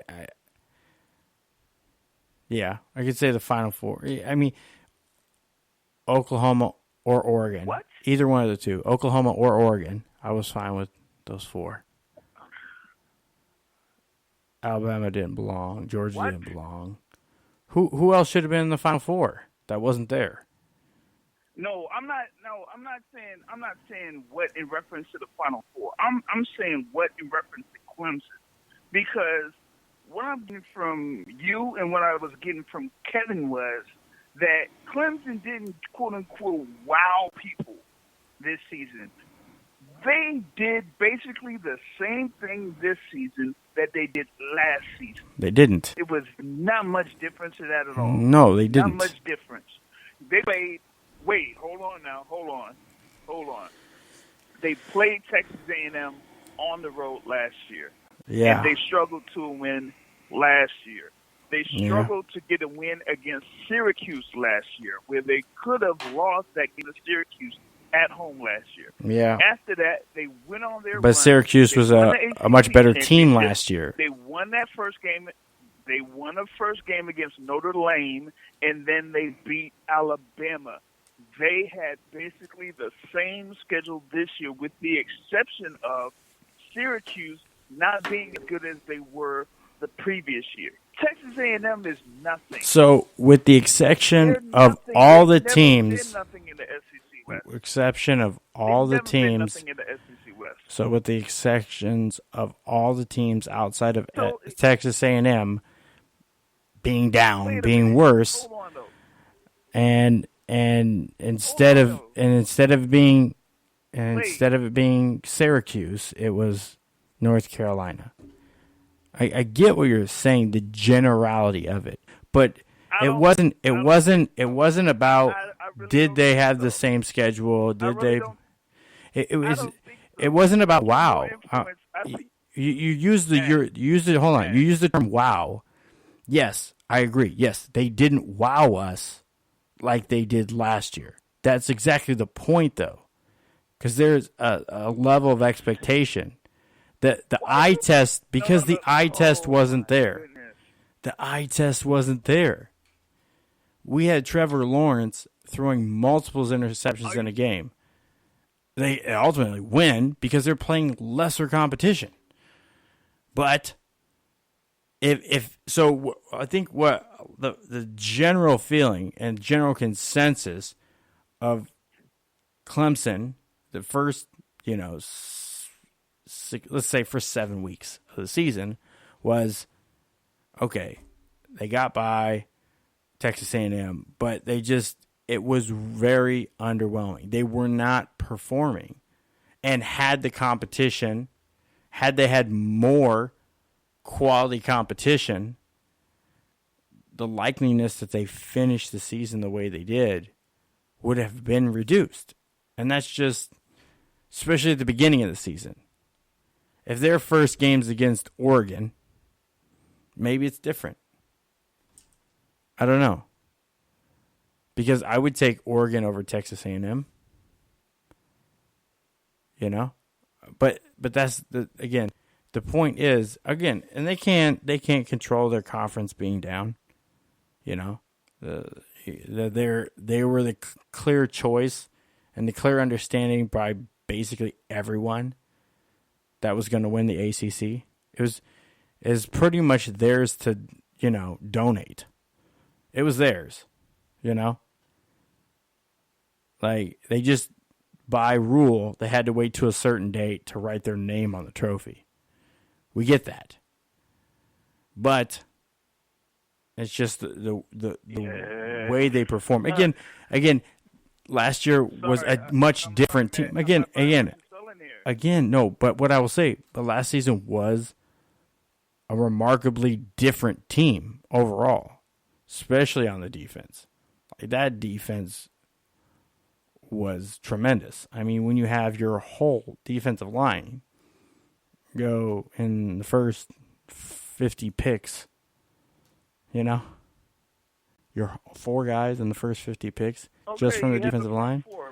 But with the exception of the front 4, who else did they have on Clemson's defense last year that really stood out? Because the thing that you're trying to bring up in reference to Clemson was that they were a whole lot different on both sides of the ball last year. I didn't say they were a whole lot different on both sides of the ball. I didn't say they were. I said defensively they were a whole lot different. But that's what I'm. But then again, that you're just helping me make my point, James, because they didn't play the same way they did last year. They didn't wow people like they did last year. Which is you're saying? Which again? How am I off with that? You're off with that. They were off. I'm going to tell you. They were off. I'm going to tell you how you're off. You can look at whatever stat you want. Listen, you can look at whatever stats you want. This is Kraft cheese versus Great Value. It's cheese. It's cheese. You know what? You have a sandwich. You might not even notice, but at the end of the day, one of them was clearly better than the other. You got name brand and off brand. This year was more of an off brand. Again, better than other cheese. But this was with your supposed point. This was Sargento versus versus maybe some Kraft cheese slice, a deli slice. It was different. It was different. It wasn't the quality of what they put out last year. They did not put out the same quality of team this year and performance this year that they did last year. Again, it's a different team, so it's probably wrong. It is a different team. It is a different team. Okay, but no. Here's what I'm trying to get to in reference to this. What? Do you think that Trevor Lawrence last year dominated on offense last year? I think he dominated last year and this year. He just dominated in a more proficient way last year. He looked better doing it. It was cleaner last year. It was a better product last year. He didn't dominate. He didn't dominate. He looked I'm gonna better bring this up to you. Last year. They basically played the same schedule last year as they did this year. And they didn't necessarily dominate on the tail end of that season in comparison to this season. They didn't dominate Pittsburgh in the ACC championship game like they did against Virginia this year in that championship game. I'm saying Trevor Lawrence. Trevor Lawrence was basically having those same type of stats, but my thing is, it was spread out over several games. The only thing that made people really notice Clemson in their offense was when they made it to the college football playoff. They weren't necessarily, they're doing this, they're doing that, because as the point is with Clemson or pretty much any single team that comes out of the EC, it's the ACC. And they are affected by the preseason polls and where teams are placed before the season starts. That's why when you have the whole thing about, when they were bringing up this thing about LSU beating, 7 teams that were in the top 10, okay, who were those teams? Texas? Auburn? Georgia? Was Georgia really that good this year? Was Florida really that? Come on, Florida is automatically a top 10 team just with the schedule they have. They are usually guaranteed 10 wins every season because they don't play anybody out other than Florida State. They're guaranteed at minimum wins. So when LSU plays a Florida, of course Florida is going to be ranked in the top 10 because at that particular point, they haven't played anyone. They haven't played in Georgia. They haven't played in Alabama. They haven't played basically who it was. They probably played Auburn before that. Maybe they did, and maybe they got the win. But that's pretty much it. Other than that, their schedule usually is favorable for Florida to win at least 10 games per season. That's why they always end up in the top 10 because they don't have anybody in their division other than Georgia. And they only play LSU guaranteed every year from the SEC West. So that's the one. And like I said, you had Texas that was there, Georgia, Auburn, a top 10 team with a freshman quarterback. They did beat Oregon. Oregon blew that game. Yeah, you have them playing those top 10 teams. But at the beginning of the game, Clemson weren't executing properly on offense. They had to figure out what Clemson was doing on defense.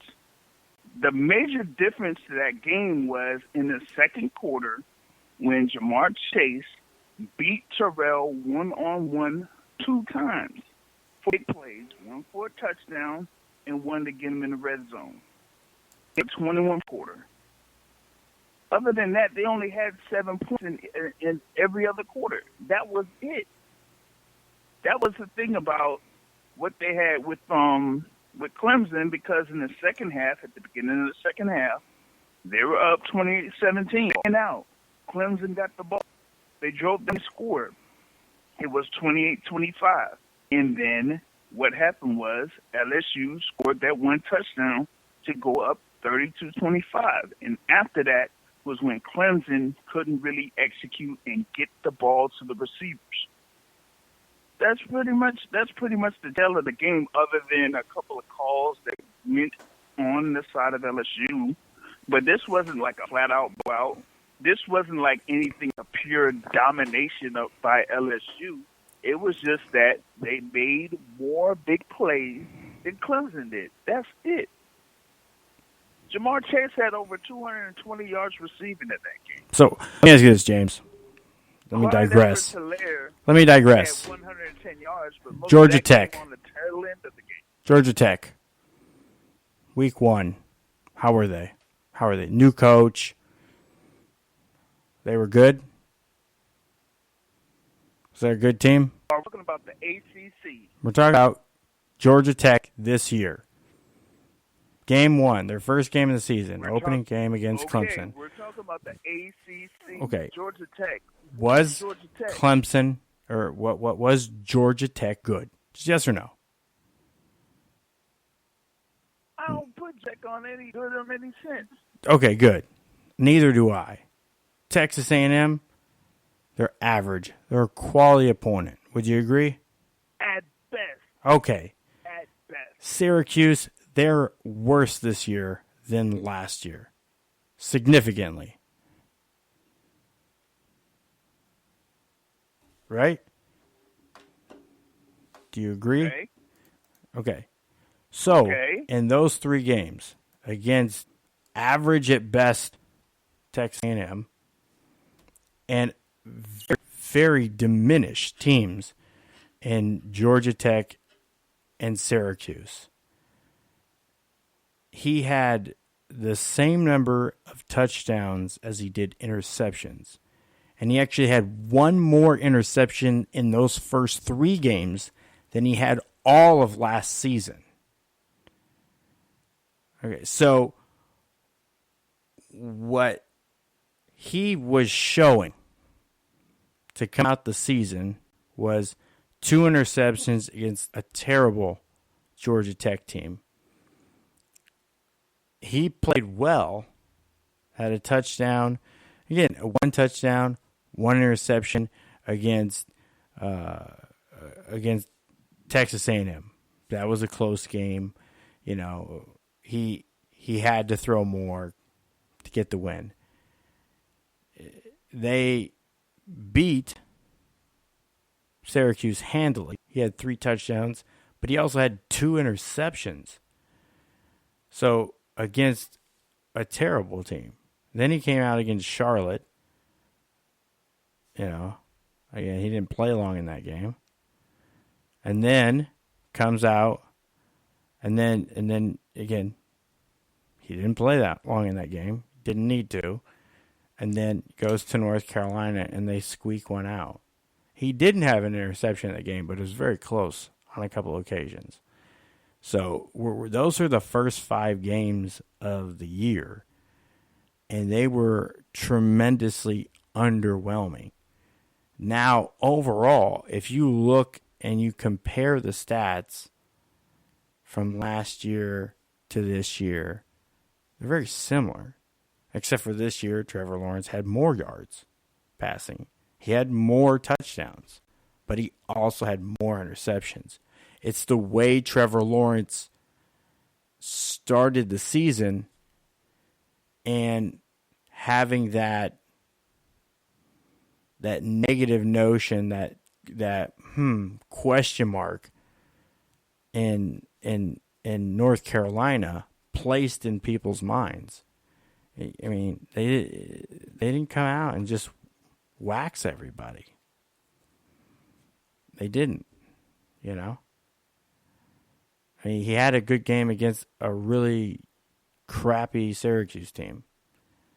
He had an okay game. I mean, he had 160. That's not really very good at all. He rushed for, So, I mean, he didn't even have a good game against Texas Tech. And Texas A&M, he put up 268 yards, but this day and age, you feel like it should have been over 3. I mean, it's not a bad showing. He rushed. He was negative on his rushing yards, though he had a rushing touchdown. So there was struggles there. There was struggles. More so this year than last year. Last year, a freshman comes in and shows that he's the guy, and shows right from the get-go that, he should be considered a legit starter anywhere in college football, let alone Clemson. And he had 4 picks all year. And most of them came at the end of the year. So you can't compare. Just, again, looking at the starts of the seasons, they're very different. They're very different. The way he came out was ready, confident, hungry last year. And then this year he came out sputtering. He had 5 touchdowns and 5 interceptions in 3 games. And needing to get by to win one of those 3 games. And then 2 weeks later, against a below average but feisty North Carolina team, again having to come back out and try to will a win and get a win, and struggled. Had they turned the ball over, had he had an interception in that game, Clemson loses that game. It literally came down to the last possession.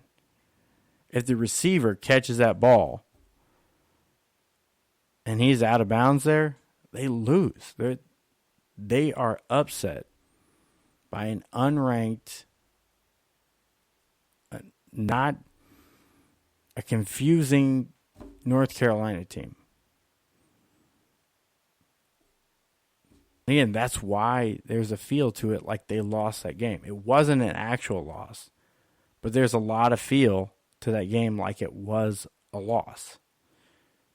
And Ohio State, regardless, they come out, they got to win in that game. But in a lot of points in that game, especially at the beginning, they really did feel outmatched. It's like they caught a good wave of momentum, and that took them to the victory. I don't think that they were outmatched. They were better than Ohio State. I think Ohio State was a little better than them. It's just that they weren't scoring the ball. They weren't finishing. That was Ohio State's bigger problem. And I don't think it was necessarily Clemson's defense that was doing it, because Ohio State's receivers they were dropping a lot of balls. And they weren't running it enough. Again, J.K. Dobbins got hurt too. So he was in and out of the game with ankle injury. So, it's that's it's kind of a coin toss game, but obviously I see Ohio State winning that game, out of 3 times. But that's not how it works. It's not a series. It's not the NBA playoffs. It's a single elimination, and they were singly eliminated, simply, plain and simply. Just like they were the last time they played the Fiesta Bowl. But Ohio State had won one playoff game since the inaugural playoff. Not one. Okay. As many wins as Oklahoma. And neither. Zero. And neither has Florida State. But I mean, that was the second one. Yeah, but Florida State ain't been in since. Yeah, and they haven't been in since. Neither has Oregon, if you think about it. Neither has Oregon. Neither. Michigan State got in once. Got housed.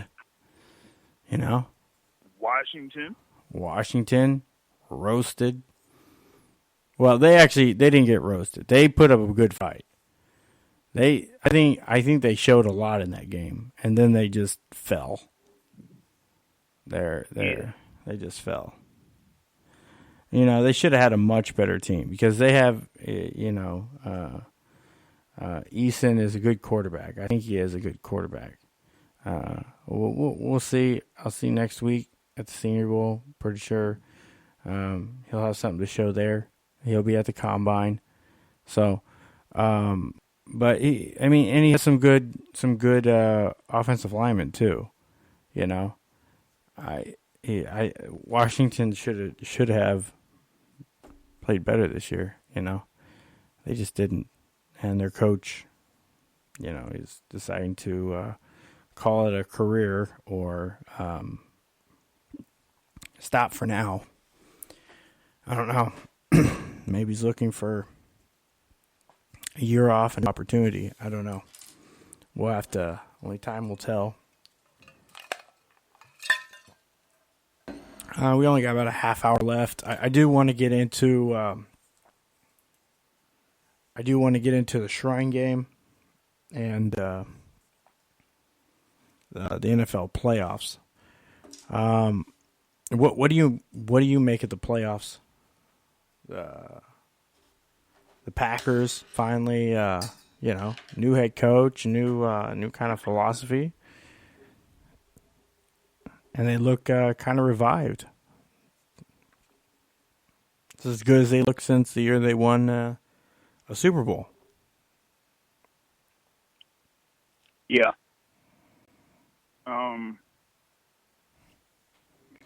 That was just a matter of clash of philosophies between Aaron Rodgers and Mike McCarthy. So, they had to part ways at a particular point. But I think that the emergence of Aaron Jones over the course of the season, and the way the defense has made plays, is pretty much their major difference this season. So they were able to get the key win over Seattle, but they have to go over to Santa Clara to face the Niners, where they lost by 30 points this season. So you got to see how they react this time around to facing. Well, they had Devontae Adams back. A team in San Francisco that prides on not making too many mistakes, is behind the running game, stingy defense, very stingy defense. And usually with that type of formula, that's usually a Super Bowl winning formula. Have a good to great defense, force turnovers, and not, give up the ball. So you don't necessarily need, that big play type of quarterback or anything like that in most cases to, at least get to the Super Bowl. Sometimes you just need that defense that's opportunistic and causes turnovers or causes bad plays, from the opposing team, which is what they did against Minnesota. But part of that was, on Minnesota too. They really didn't utilize Dalvin Cook that much.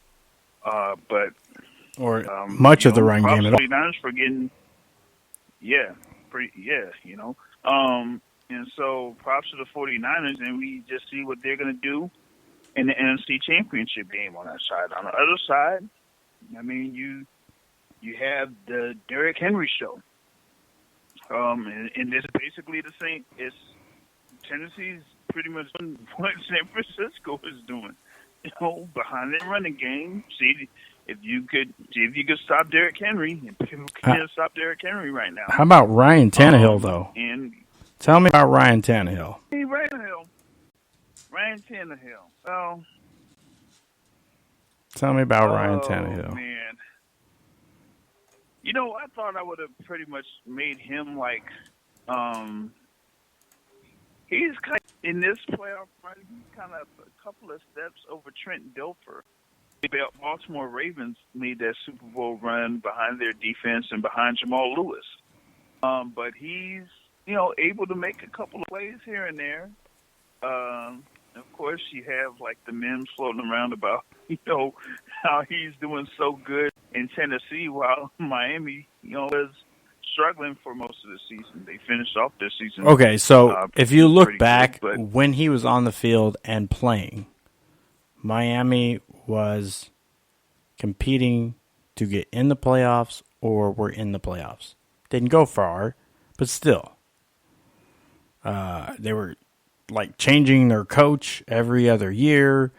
Their GM was, they were going through a lot of movement and change and a lot of inconsistency, but yet they were there. They were competing.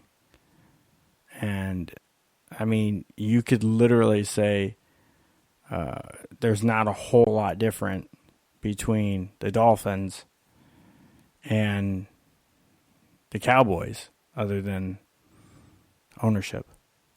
As far as what you got out on the field, as far as producing wins, because Miami had some pretty stellar defenses during that time too. For a good spender, look at how many guys they had that were all pro on the defense alone. So, obviously they fell short from where anybody wants to be, but he was serviceable. He was getting the job done. And that's what we keep coming back to the league, and we look at guys that maybe aren't, the superstar everybody wants, that goes out there and really does it. But there's guys like Ryan Tannehill that can go out. He plays well, and he can win games. But he's not a flash guy. He's not a guy that's really going to, he's not spectacular. And people want spectacular more than they want to win.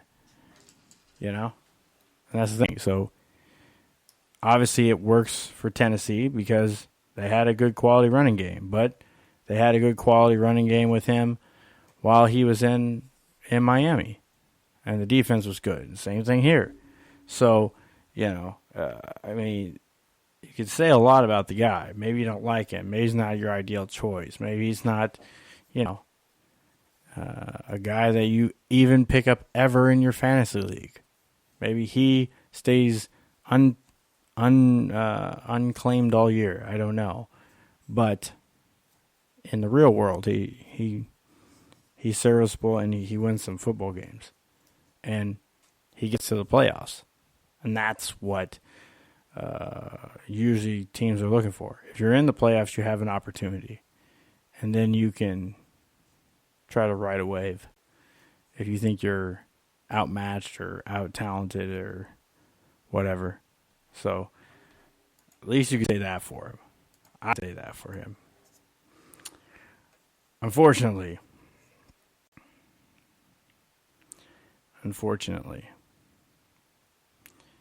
I don't see Kansas City. Kansas City doesn't need to do a bunch of running. People don't. I think Kansas City's defense has gotten better. But I will say this about Derrick. I will eat crow when it comes to Derrick Henry. His footwork and his mobility was lackluster coming out of college. He's a much better pro and has developed considerably from what I saw a couple years ago when he was at Alabama. His footwork's better. He can catch. He can run with it. He clearly just runs people over. I wasn't worried about that. But he was very stiff, which he is not anymore. And I think his development is what led him to some of the success he's had. Plus, he has a pretty good offensive line. And they're doing a good job of getting him in the right mismatches. And they've done a good job of play calling. And they're putting him in situations where he is running more to sides where it's a mismatch. And that comes with blocking. That comes with, play calling. They've done really good about setting up plays early in the game and then coming back to what they feel like they can really hit home on. So they've done a really good, the coaching staff has done a tremendous job as well with Tennessee. So it's not just, he's balling out, which he is. But he's better. And I admit I was wrong on my projection for him. He's better than what I thought he would be. But anyways, I have Kansas City winning. And then I have San Francisco. So it would be the team Joe Montana played for to start his career, and the team Joe Montana played to end his career.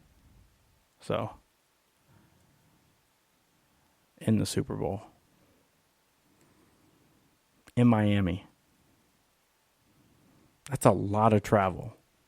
San Francisco to Miami. Kansas City to Miami. Kansas City to Miami driving is about 26 and a half hours. 24, 26. Yeah, I wouldn't 26. do that. Definitely wouldn't do that. Yeah. Even in a 2-day trip, I wouldn't do that. Yeah, you wouldn't want to do that too, because Kansas City, you'd probably get as far as Atlanta in the first day, and then the second day, you'd probably get Bradenton, and it's Bradenton, Miami from there. I would do Atlanta to Miami. Yeah. But Kansas City to Atlanta, no. Atlanta to Miami is like 3.5. No, it's 9.5 hours. I think it was about 6 to Orlando, and you got 3 if you take the expressway. Probably 9.5 hours to Miami, something like that. So yeah. But yeah, that's not. I haven't driven that far. I've done, Lincoln to Tampa, and Lincoln to, up here. So, I've done that a couple times. It's not the greatest drive, if you want to stop and see things, it's worth it. It's a good road tripping drive, except for when you're in between like Nashville and St. Louis. There's like nothing there. There's nothing intriguing. Just highway. That's it. You see signs, oh, Chicago, cool, I could go to Chicago. No. Oh, South Bend, Indiana. No. Nope. We'll keep going to Nashville. Oh, I can go to Kentucky this way too. Cool. No, we're gonna go.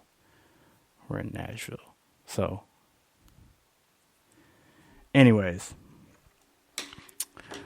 days I've been at the East-West Shrine game, and I want to kind of remark on some of the marquee players that I've seen in this game so far. Again, it's a couple days. It's still early. But one guy I think has actually done more good than anything is Keith Gavin. He's a wide receiver from Florida State. They have him listed here at 6'2", 208, but I think he's taller than 6'2", which is rare. Normally they aren't taller than what they're listed at.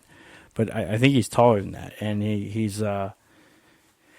showed some good talent and ability where at Florida State, he showed a lot of inconsistency. But given the situation at quarterback, that's almost expected. So I think he showed up pretty well. And he's on the East. He's on the East team. I think they have a couple pretty, I'd say 3 decent quarterbacks that I've really looked at. James Morgan is a quarterback from Florida International. I think he was a transfer. He transferred down there from Bowling Green. I think he was somewhere else before that too. So he's a pretty talented kid. He's shown some ability to stay within the pocket, and he did something that not many people do, and that was help Florida Atlantic win games. So another kid is Kevin Davidson. He's from Princeton. He's tall.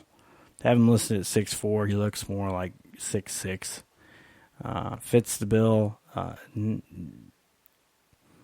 Shown some athletic tendencies, although he seems to be more of a passer. Good strong arm.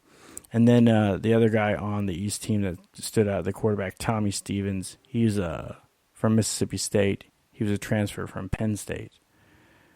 So those 3 quarterbacks have looked pretty good. So East has, I think, the better overall quarterbacks. Again, not as much athleticism and mobility in their quarterbacks as the West team.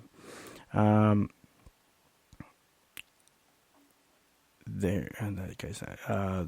one running back they have stands out is Tavin Fester from South Carolina, who had a pretty solid season, but ended up here at the Shrine Bowl to kind of capitalize a bit more on that, obviously because South Carolina didn't have such a stellar season outside of that one game that was in Athens. So I think he's done decent. And there's a few offensive linemen that have done pretty well too. I'll get into those a little bit deeper this week. On the defensive side for the East team, the guys that have stood out the most for me, again, this squad, it's kind of interesting the way that they kind of stack these teams up. Sometimes you wonder if it's kind of intentional. Now, Michael Divinity Jr., who was just in a national championship game last night, is supposed to be there tomorrow. So I can tell you from watching LSU, he's a draft pick. He didn't need to come to this game, but he will be there tomorrow. But as far as their defensive players go, I think Edward Austin, he's played decent. He's from Fresno State, so a small school kid. It's nice to see those guys. Alex Highsmith, a defensive end from Charlotte. He's been playing pretty well. So those guys have kind of stood out at practices.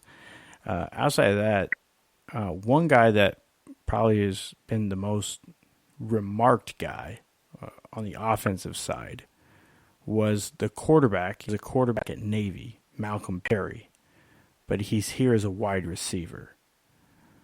Kind of like Reynolds did last year, switch positions to create more opportunity. And he's done that. He has good footwork. He looks, really real twitchy. Has some burst to him. Is not a natural pass catcher. They have him listed here at 5'9". Okay, we'll go with that. But yeah, he's been working with, because one of the coaches there is Antoine Randall Gurley, was a receiver and quarterback. So he's been working with him, and I've seen some progress in the last couple of days. Him moving to catching more balls with his hands and bringing it in. But you could just tell that he's a guy that needs a little bit of work.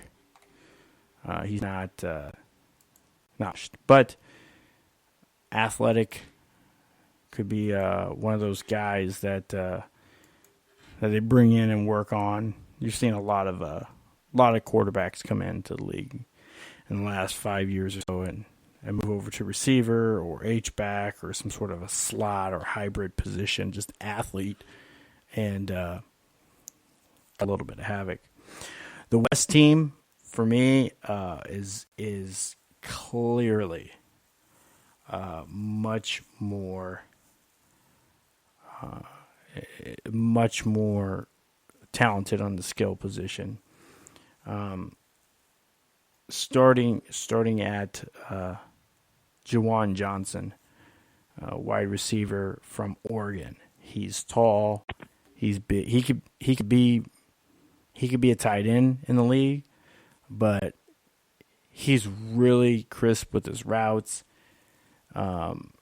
He's a little bit faster than his size leads you to believe he is, and he's done good all week with creating separation.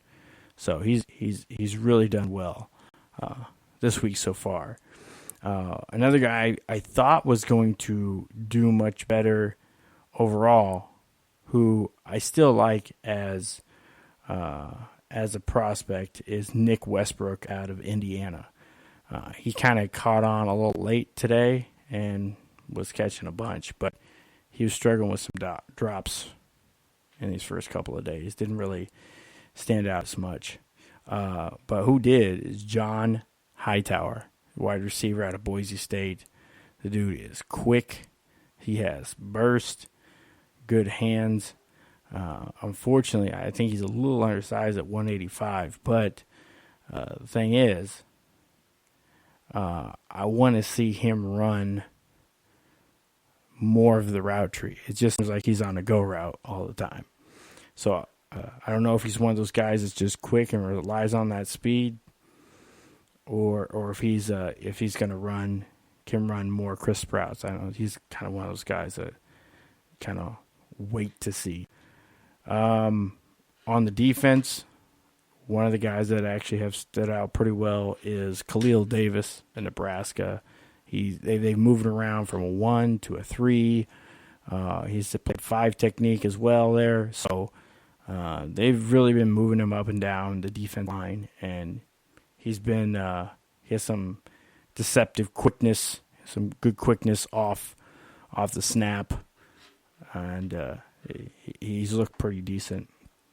Another guy that's stood out on defense is a defensive end from Memphis, Bryce Huff. He could be a defensive end or a 3-4 outside linebacker. He 6'2", kind of that tweener type height, but he's looked pretty good as far as defensive players go. But I really liked Williams, Chris Williams, cornerback from Minnesota. He's 6 foot.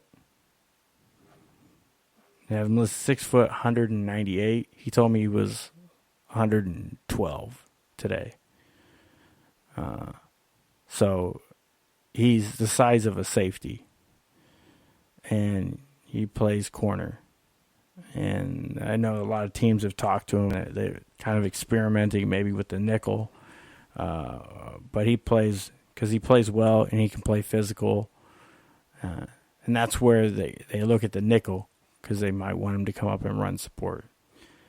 No questions on linebacker.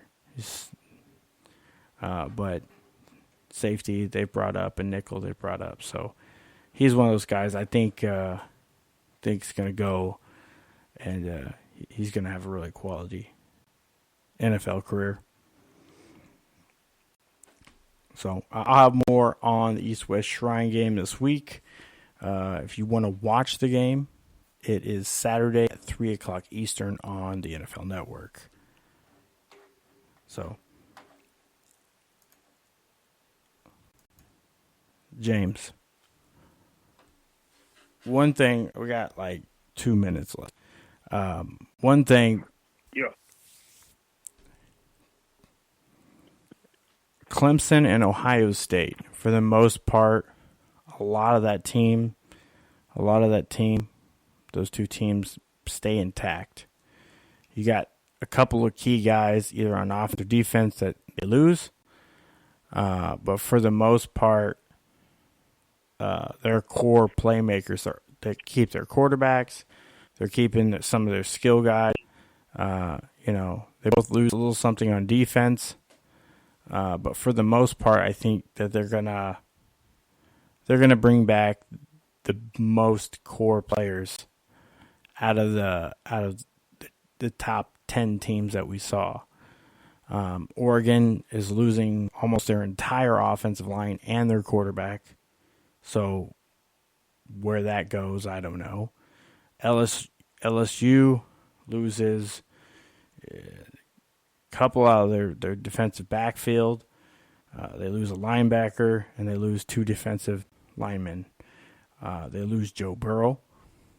So, and they're going to lose receivers. So it's that team. What it's going to look like next year, I don't know. It's going to be a big question. It's kind of like Clemson the year after they won the national championship. What was to expect, or the year in Tampa when they won. They come back. The quarterback's different. Yeah, your defense looking a little bit different. A couple years down the road, it all worked out, but I think that's kind of what they're going to look at. Is it a rebuild or is it a reload? So there are some teams in the top 10 that are going to look very different next year. Alabama will be one of those. That's a kid, Matt Womack, his brother, that plays in the league. He's at the Shrine game this year, and it's I don't know. I don't know. He looks like he's a little bit more of a project. I didn't really expect that from a Womack or an Alabama offensive lineman. But anyways, that's going to do it for this week's show. Thank you to everybody that tuned in. I know over on Sportscast, y'all tuned in for only 2 to 3 hours tonight. I appreciate it. Showing a lot of love over there. Of course, over on Blog Talk Radio. Sad to let you guys know on Blog Talk, this will be coming to an end on Blog Talk Radio, it appears. So be sure to go over, download the free Spreaker app, or save us over on Spreaker.com. Be sure to follow. You can also go over to the CHTonsports.com and click on the Listen Live link over there. Go to Facebook at the CHT on Sports, and you can watch the show there as well. So that does it for this week on the Cold Hard Truth on Sports radio show. Be sure to tune in next week. And again, we have a special guest next week. We'll probably have a couple guests next week, actually. And I may be doing my portion of the show from Mobile, Alabama. So that does it for tonight. I'm out.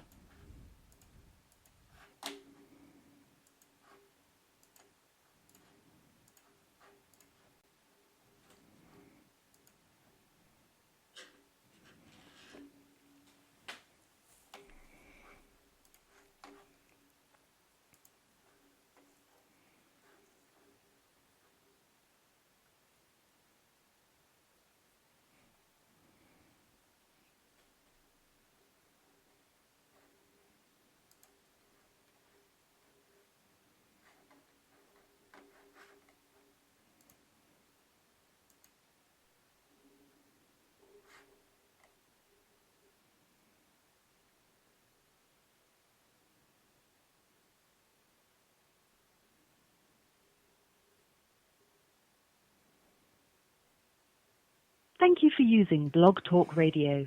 Goodbye.